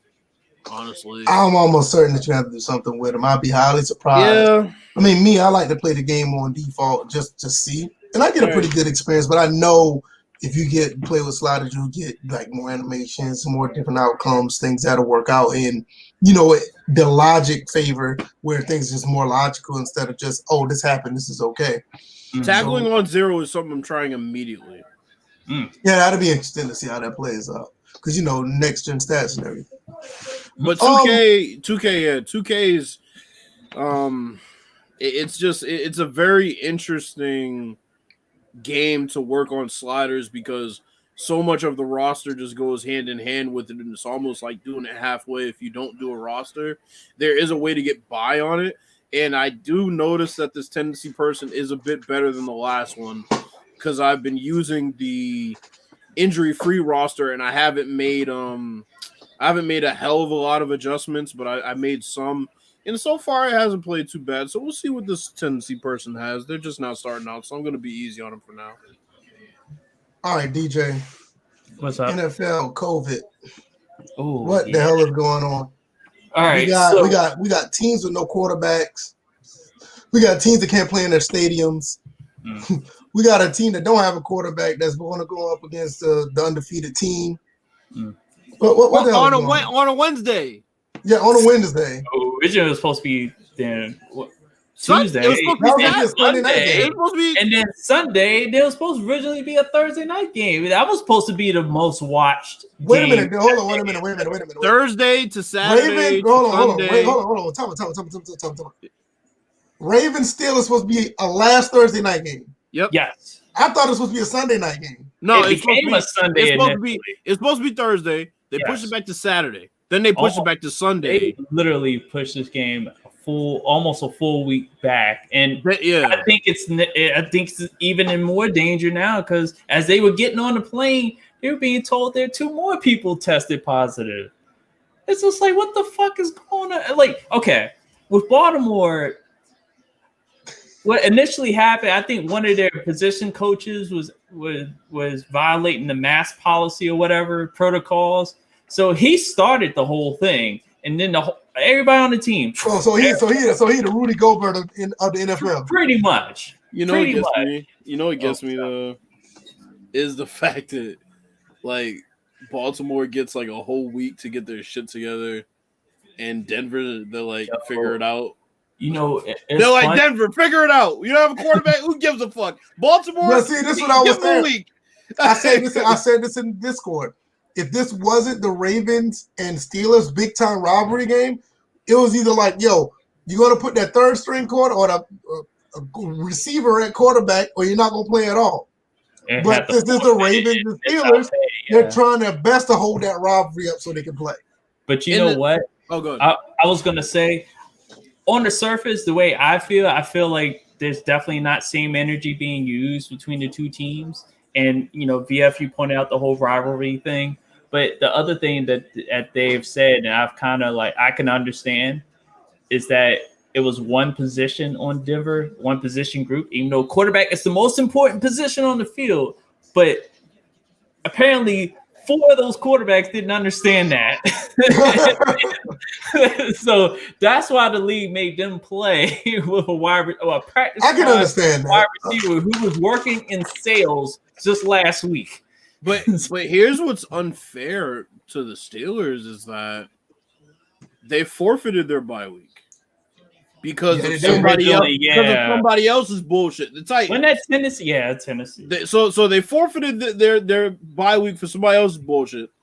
Mm-hmm. Now their game gets pushed back a week against another team with some bullshit. Then they're gonna have to play Sunday now after playing Wednesday.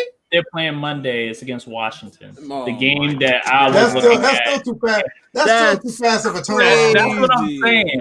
That's still too fast of a turnaround. That Washington game was supposed to be a 1:00 game in Pittsburgh. Now it's a 5:00 Monday afternoon game. That's fucking terrible. Yeah, that's not fair to them at all. That's terrible. Pittsburgh's getting this shit ended. I mean, that's crazy. And meanwhile, your fucking bye week. And meanwhile, Washington is benefiting from this. They get to sit how long now? You said almost 11 days? Like, we already had our bye week. You're definitely about to have another one. Basically. But and then the sad part is, remember I said something about, if Pittsburgh makes it past Baltimore, which, by the way, the last team that beat Pittsburgh, last quarterback that beat Pittsburgh in regular season was RG3. So that's another caveat. But this was the game, Washington versus Pittsburgh, that I felt like if Pittsburgh gets past Baltimore, then Washington has a larger chance due to the trap game mentality that they can come in and pull off an upset. So it looks a fucking bear trap game now. Damn, Monday night game after a Wednesday game. What the fuck? That's crazy. So what do you think? Like, y'all think it's too late for them to shut down the season? They're just gonna go willy-nilly for the rest of the year? It's too late. Because I agree, I'm with you, but I just want to know. But then they say that if any of these games gets canceled, it triggers off a 16-team playoffs or something of that nature. Yeah, I heard of something like that too. I'm not really sure. And what it does, it's not. What is it? It negates the rest of the season, I guess. They just jump right into it, or they. I'm not sure, but I did hear something about a 16-team playoff. I don't know what makes it happen. And the Patriots are sitting there like, "Yeah, please let us in. Please let us in." And shit, the Falcons saying the same thing. Like, right, we're hot right now. We just all these teams on the outside. Right, the fucking Texans are looking on the outside, looking in like, "Yeah, please let us in." This would be like a stop the count type of situation. Yeah, exactly. It'll be exactly what it is. That's exactly what it would be. Like, look, we're 9-6 right now. Damn it, you better not stop. You better not keep playing this fucking season. I don't know, man. Didn't they say that? They said the format would be. I remember correctly, because we talked about this a little bit. Yeah. The top 2 teams in each division get in. Mm-hmm. Right.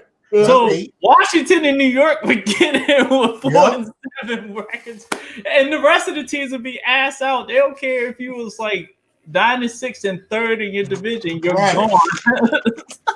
Imagine if the Saints had a glimmer of hope that Drew Brees would come back this season, and they got to start the playoffs next week with Taysom Hill quarterback after the display that they just fucking had.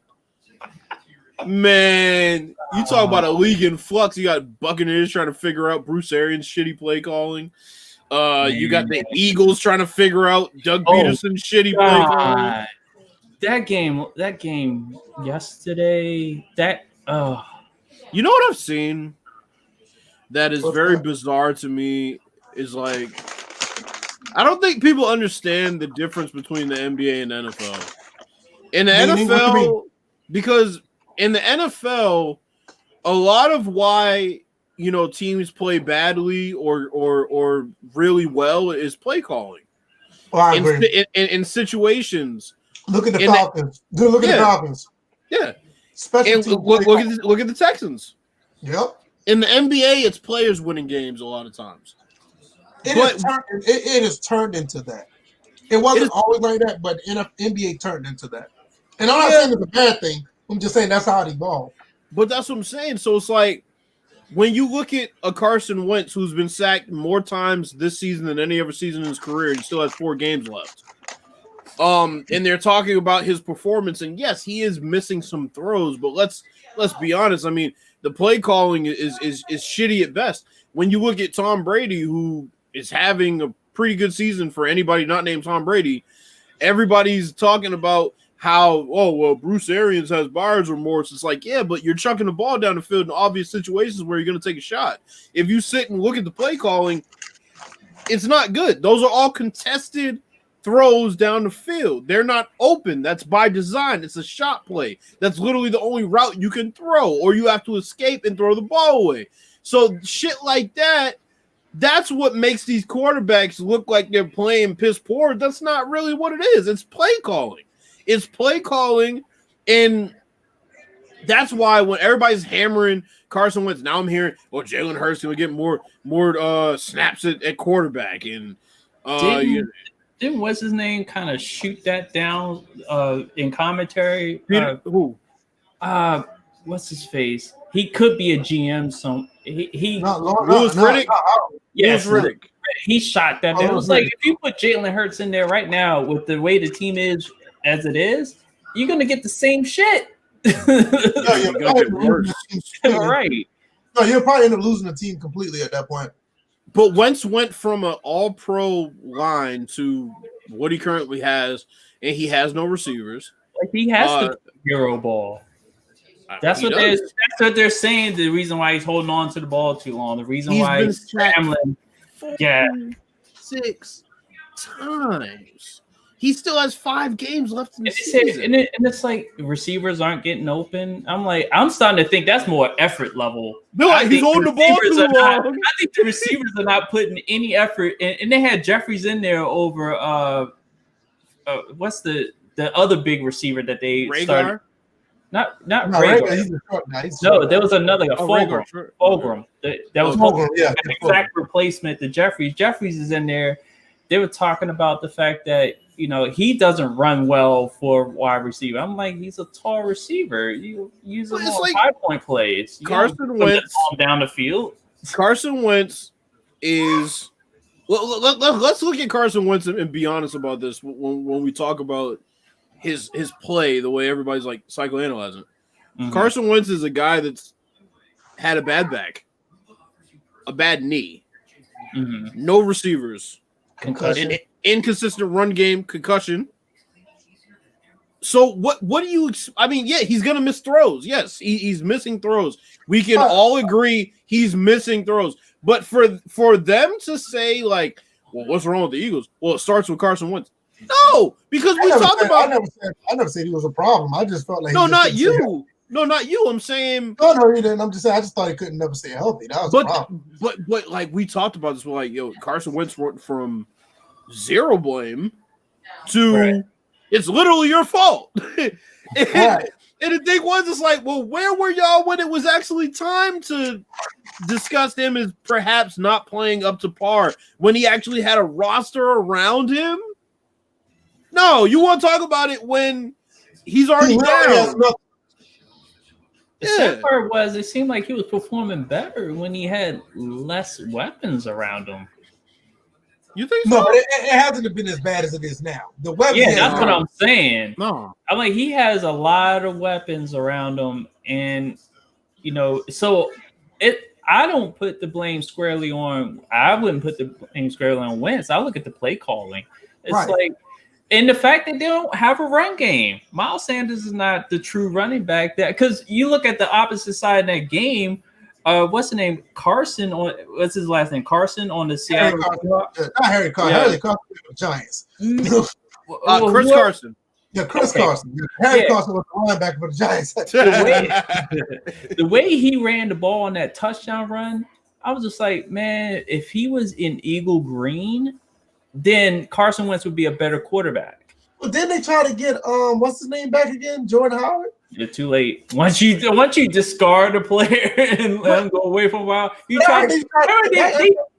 they've done that with running backs before, where they let them go and then they go a while and then they bring them back, but they're no good anymore. But this is what I said about Josh Allen too. I'm like, y'all wait till you see a team with Josh Allen where he only has to throw the ball like 30 times a game. Mm-hmm. He doesn't even have that advantage right now. You said that about him. It was like, look, Josh Allen was just young and didn't have any help. I mean, that's a recipe for disaster when you have a rookie quarterback. No help and you don't know what you're doing. And look at him now. I mean, he looks totally different now. Look at Joe Burrow. The fact that it was high risk as far as the amount of pass plays he would be involved in because they didn't have any type of run game. They have the runners back there, but and Rex Ryan talked about the number of snaps Joe Burrow was taking from under center, more specifically with a bad line, with no targets, without a run game. It's like you're doing that to your rookie quarterback. Of course he got hit. Of course he got hit hard. He's taking a lot of hits because you're having this dude take snaps from the center with a bad offensive line. And you're having him stand back there and throw the ball 50-something times on a shitty team. And that was my only issue with Joe Burrow. I didn't have a problem with the way he played. Mm-hmm. I did not like the fact that they had him throwing that many times. I don't even care if you're a veteran quarterback. You should never be throwing 50 and 60 times. And the sad part about when on the play he got hurt, who's throwing the ball with their back to the end zone? Yeah. I'm like, who's calling a play where he's going to hold on to the ball long enough to possibly be put in that situation? Right. This is a situation. This is the situation Deshaun Jackson would have been in if he didn't have D-Hop.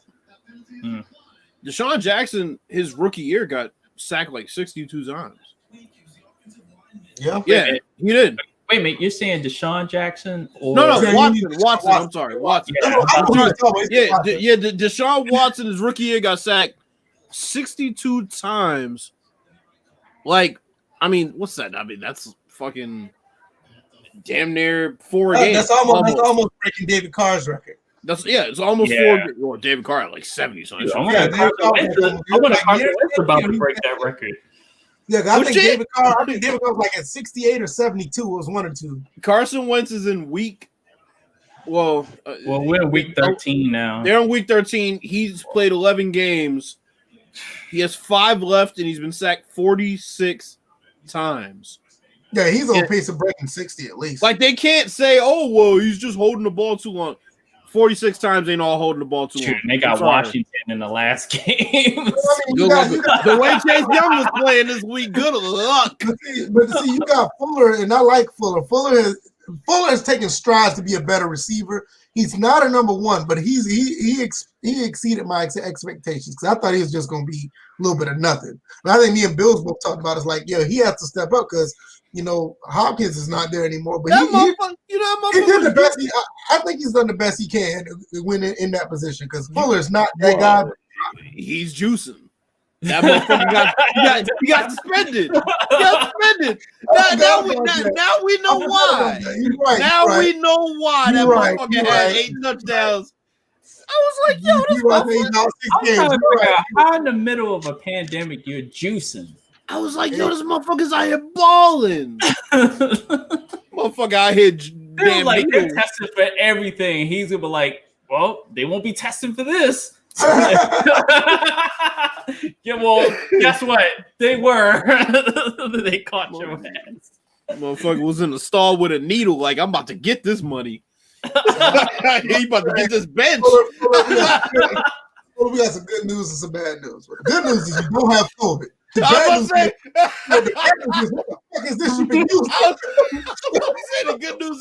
The good news is not COVID. The bad news is your ass is out for 6 games. Over here juicing.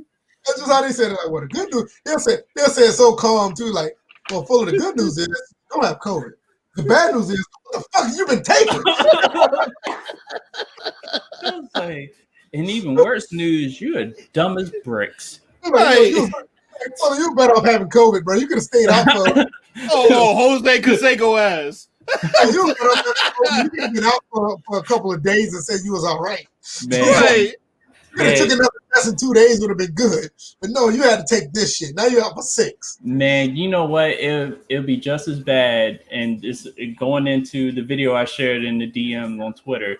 If all of a sudden this goes into basketball, if all of a sudden Otto Porter turns up positive, because that video, I don't know when it happened, but that man was pouring wine. He was pouring wine down these women's throats. He dressed up like Bruce Leroy, and he was like Bruce Leroy, Lionel Richie, all wrapped up in. So, bro, it's just like preliminary sports. What year Madden he's looking for? He's looking for Madden slots for Madden, but I don't know what year. oh, I had a defensive settings video. I got no last ones I got. Hey, I don't got. That was I got for Madden 25, and I think I got some for 17 as well. But I have to go into the game to get them because I don't have any videos on them. I had to check my playlist. I don't think I have any sliders on Madden at all for any iteration. So, And the ones I got for 17 and 25, those are charter or force sliders. Shout out to charter. Matter of fact, I haven't seen charter on Twitter in a while. Y'all seen it? no, I don't follow him. I haven't seen them. I haven't seen them in about a couple of weeks. Bro, that sucks for Will Fuller. That motherfucker got caught in the middle of juicing. Not like had a career year and they're like, oh shit, that was crazy. And then it's like, oh, we found out that Will Fuller was juicing. No, they caught that middle. It wasn't like a Brady Anderson situation. They caught him in the middle of juicing. Like they caught him in mid-cycle. Like Brady Anderson had to get off of it. Brady Anderson had like 12 home runs. Oh God! Home run, and then one year he had 50, and then he went back down to 8. Like, Brady, what the fuck where all this power come from? He was leading off, and also he was like, the chicks dig the long ball. Well, apparently you dig long needles, so especially in your ass. Like this motherfucker Will Fuller was balling out. He's like, yo, I'm about to get this bag. They can't take the money from me then. No, that motherfucker got caught in the middle of his best year. That's just you about to get this ball, or you about to get the bag. You know what? Brady Anderson wasn't the only Oriole. I will never use steroids ever. He gets a super L on that one. He get L's before L was even in the government. Telling government officials, I've never taken steroids. I've never taken it. What's like a state? Yeah. Yeah, Rafael Palmeiro is over there like Rick James. I've never taken steroids. So I remember I was sticking my needle in the ass. Hey, you know who was mad at that hearing though? Boy, Mark McGuire looked so bad. He was sweating so hard. He was sweating so bad. He was like he was about to snitch on somebody. Lance Armstrong got caught too. He was better off like Jose Canseco. Yeah, Lance Armstrong got caught. Jose Canseco said, look, I'm not even showing up. I'm just going to write this book. Y'all just read this shit. Well, look, Roger Clemens wouldn't have met it. Wasn't he the one to say he misremembered taking him? Yeah, he misremembered. I misremembered. Motherfucker, you took him 3 times. What about with the bloody sock? Didn't he get caught? Chilling, yeah. Chilling had and Jose Canseco went out right. He's like, look, I ain't gonna lie, man. I did this shit, but y'all just got to read this book. I'm not showing up. Y'all just got to read this book. I'm in trouble, but I'm gonna make some money off this. I was looking at Kurt Show and I'm like, motherfucker, when did you take PEDs? You always been frumpy and right. I was like, Roger Clemens in 02 was looking built as hell. And motherfucker's like 42. I'm like, oh, that motherfucker lost something. And Kershaw, all he could show is that he had a bloody sock. Right, that bloody sock. Like, Roger Clemens. And Kurt Schiller was like, how you think I managed to keep pitching with that bloody sock? He said the blood came from that needle. That's what blood came from. You know, in the NFL, y'all remember that night when Aaron Rodgers got doped up? Oh, he went in that tent. He went in that tent. Because it wasn't his knee. It was like I think he messed up like his leg or something. Yeah, it wasn't even his knee. But the announcer said, So what happened to you in the tent? My knee. I remember that. It was my knee. Like, I wasn't even your knee, bro.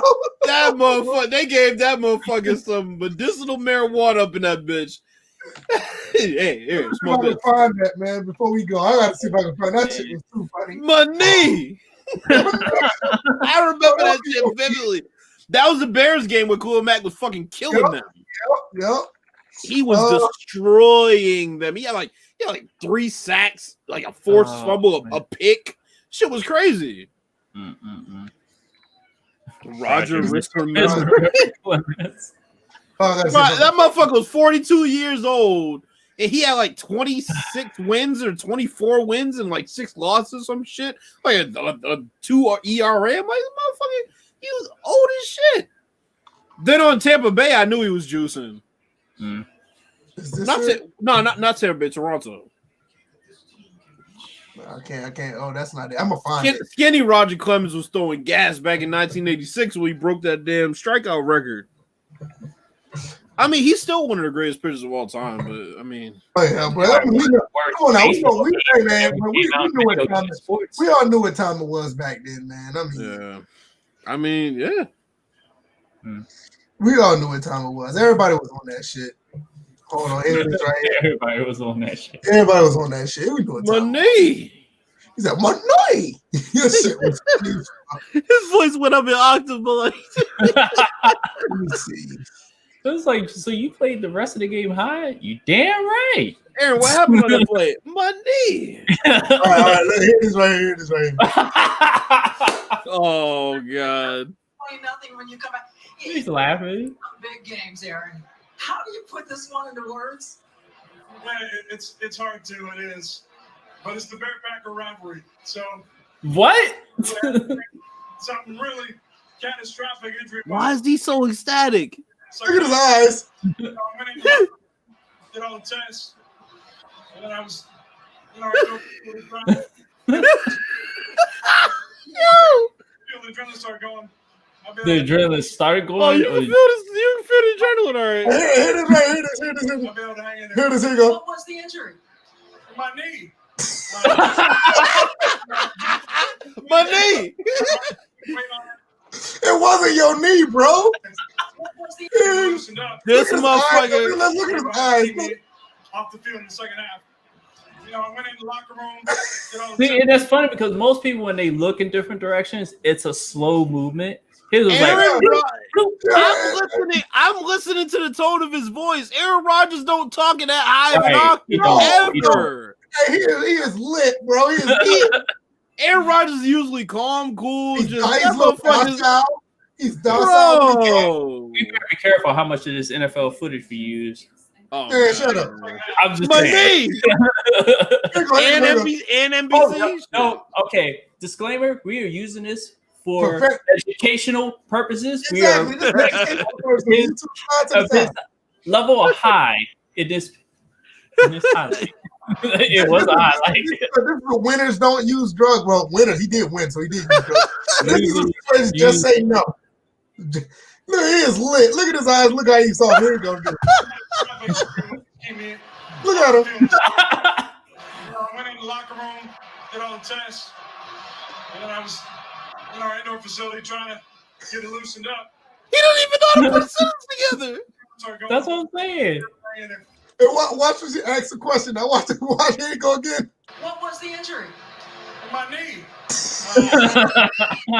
Just felt something in it. My knee. I felt something in it. Oh my! His eyes are killing me. This motherfucker is smiling from ear to ear. Doc and I had a conversation there. We did the test.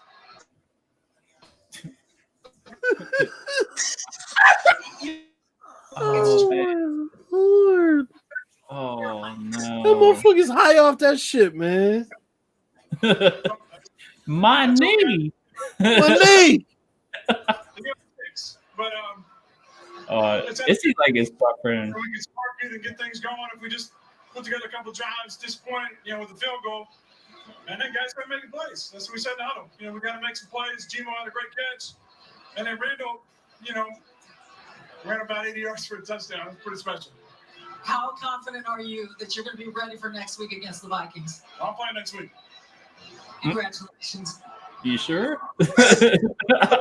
Bro, let me tell you something. I've seen him die laughing on Pat McAfee's podcast. He ain't never spoken in that damn octave like money. Right. Nah, that motherfucker was high. Said Adam Gase telling those eyes. Oh, don't install Aaron Rodgers. He has talent. Well, you have that. Well, shit, Adam Gase has talent for losing games. Wait a minute. Jay Gruden has had those that look before. Yeah, man, Aaron Rodgers lit in that, and my knee lit. I don't know what happened. I just know that they. I went to tent and I came back. Well, what was the injury? My knee. Hey, anything else y'all got before we go? Me and the doc had a conversation. I know what that conversation is about. Hey, you know what? You got any Percocet? This entire episode, we didn't see Pelican, man. I kind of missed him a little bit. Could have made a little more fun. That makes one of us. You know what? He'll probably be back on Thursday, though. Wait, but you know what? I did hear of a YouTuber that did jump off a bridge and get hurt. So maybe that was probably. There you go. A YouTuber jumped off a bridge. What? Yeah, there was a YouTuber that had jumped off a bridge. I don't know what type of stunt he was trying to perform, but he wound up in the hospital. Pelican Man ain't a YouTuber though. Hey, what if he no differences? You said, what if he was? What if he was? What if he is one? Then the content would suck. I don't know. What if he's one of these some community guys that's hiding behind that name? Oh, get it. Yeah, we already know who it is. We already know. We already figured it out. DJ, what you got before we go, man? Yeah, okay, so let's see. I know it's funny because I did stream on my Twitch channel. You can highlight the banner. I did stream. I did stream on my Twitch channel last week. I just did like simple gameplay, but I will be back with what the fuck just happened tomorrow at actually the game will be off by then. So yeah, episode 9. And I already have some couple of topics. Anybody who's a Star Wars fan, we talking about Ahsoka Tano and her debut in The Mandalorian. And we're going to talk about the Washington football team possibly keeping their name a little longer than just one game into next season. So, and they'll be at 8 p.m. Eastern Standard Time tomorrow. G-Rob, no. What? No, I'm not talking about that. No, I'll talk about it tomorrow. Yeah, go to DJ. Yeah, go to DJ. I will definitely bring that. I wasn't even thinking about it because go to DJ. He'll talk about that. I don't even want to talk about that. I'm good. What you got, man? Now I'm back into hysterical laughing because that's all I could do after that. That's all. Thank you, everybody, for coming through. Good thing we didn't have anybody get knocked the fuck out on camera. Somebody did verbally get knocked out last week, though. Shit. Verbally, mentally. Yeah, thanks everybody for coming through. I am gonna try to start making a streaming schedule. This week's been hectic, but I know people probably want to see some Madden and 2K now that 2K's gotten shit back in order. So, yeah, I'll get a streaming schedule together for you guys. But until then, yeah, y'all be good. Yep, and that's for me. I'll be streaming. I may stream before DJ tomorrow. I doubt it. Did you finish the last one? No, I haven't finished it yet. I'm almost done. But if I do stream tomorrow, I won't stream that game because I won't have that much time before DJ streams. I won't. If I stream that game, it's gonna be more than an hour stream because if I do stream, I'll stream like right before DJ, and I usually get home like 6:30, 7 o'clock. It'll be like a 7 to 7:45 stream, and I won't be doing Last of Us in 45 minutes. But if I don't stream tomorrow, I'll definitely be streaming Friday because Thursday we'll be doing the podcast here, so I'll be streaming on Friday, and pretty much my schedule every day outside of Tuesday and Thursday, I'm going to be streaming on Twitch, and you can find me. The link is in all of our links are down in the description, but you can just go to Twitch and find our band, our names, and that's where you'll find us. You can follow us there, and I'll be streaming every day except for Tuesday and Thursday. Limited on Wednesday. I'll probably stream on Wednesday if I'm off that day from my regular job. I'm coming home from work. I may stream for 45 minutes prior to DJs getting on.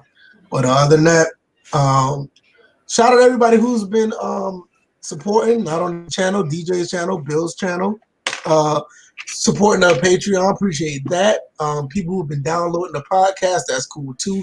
Check out the Teespring link. I'm gonna put that's in the description. But right there, I got it in the banner. It's a use the code Pelican10 for checkout to get 10% off any merchandise you use. We are selling everything from masks to mugs, shirts to hoodies, and we even have phone protectors, so you can go check that out as well. So, and that's pretty much it. We will be back on And Thursday. soon we're gonna have condoms. Well, we're not going to sell those because I don't want to be held liable if them shits don't work. Look, all right. Look, we didn't make them. We're selling them. Close enough. Or just pull out. Hey, it's, either way. There you go. All right, y'all. We'll see you guys on Thursday. If you see me Wednesday, that's cool. If not, I'll be back here Thursday. Check out DJ's stream. And we'll see you guys on Thursday. All right, guys. Peace. Peace. Money.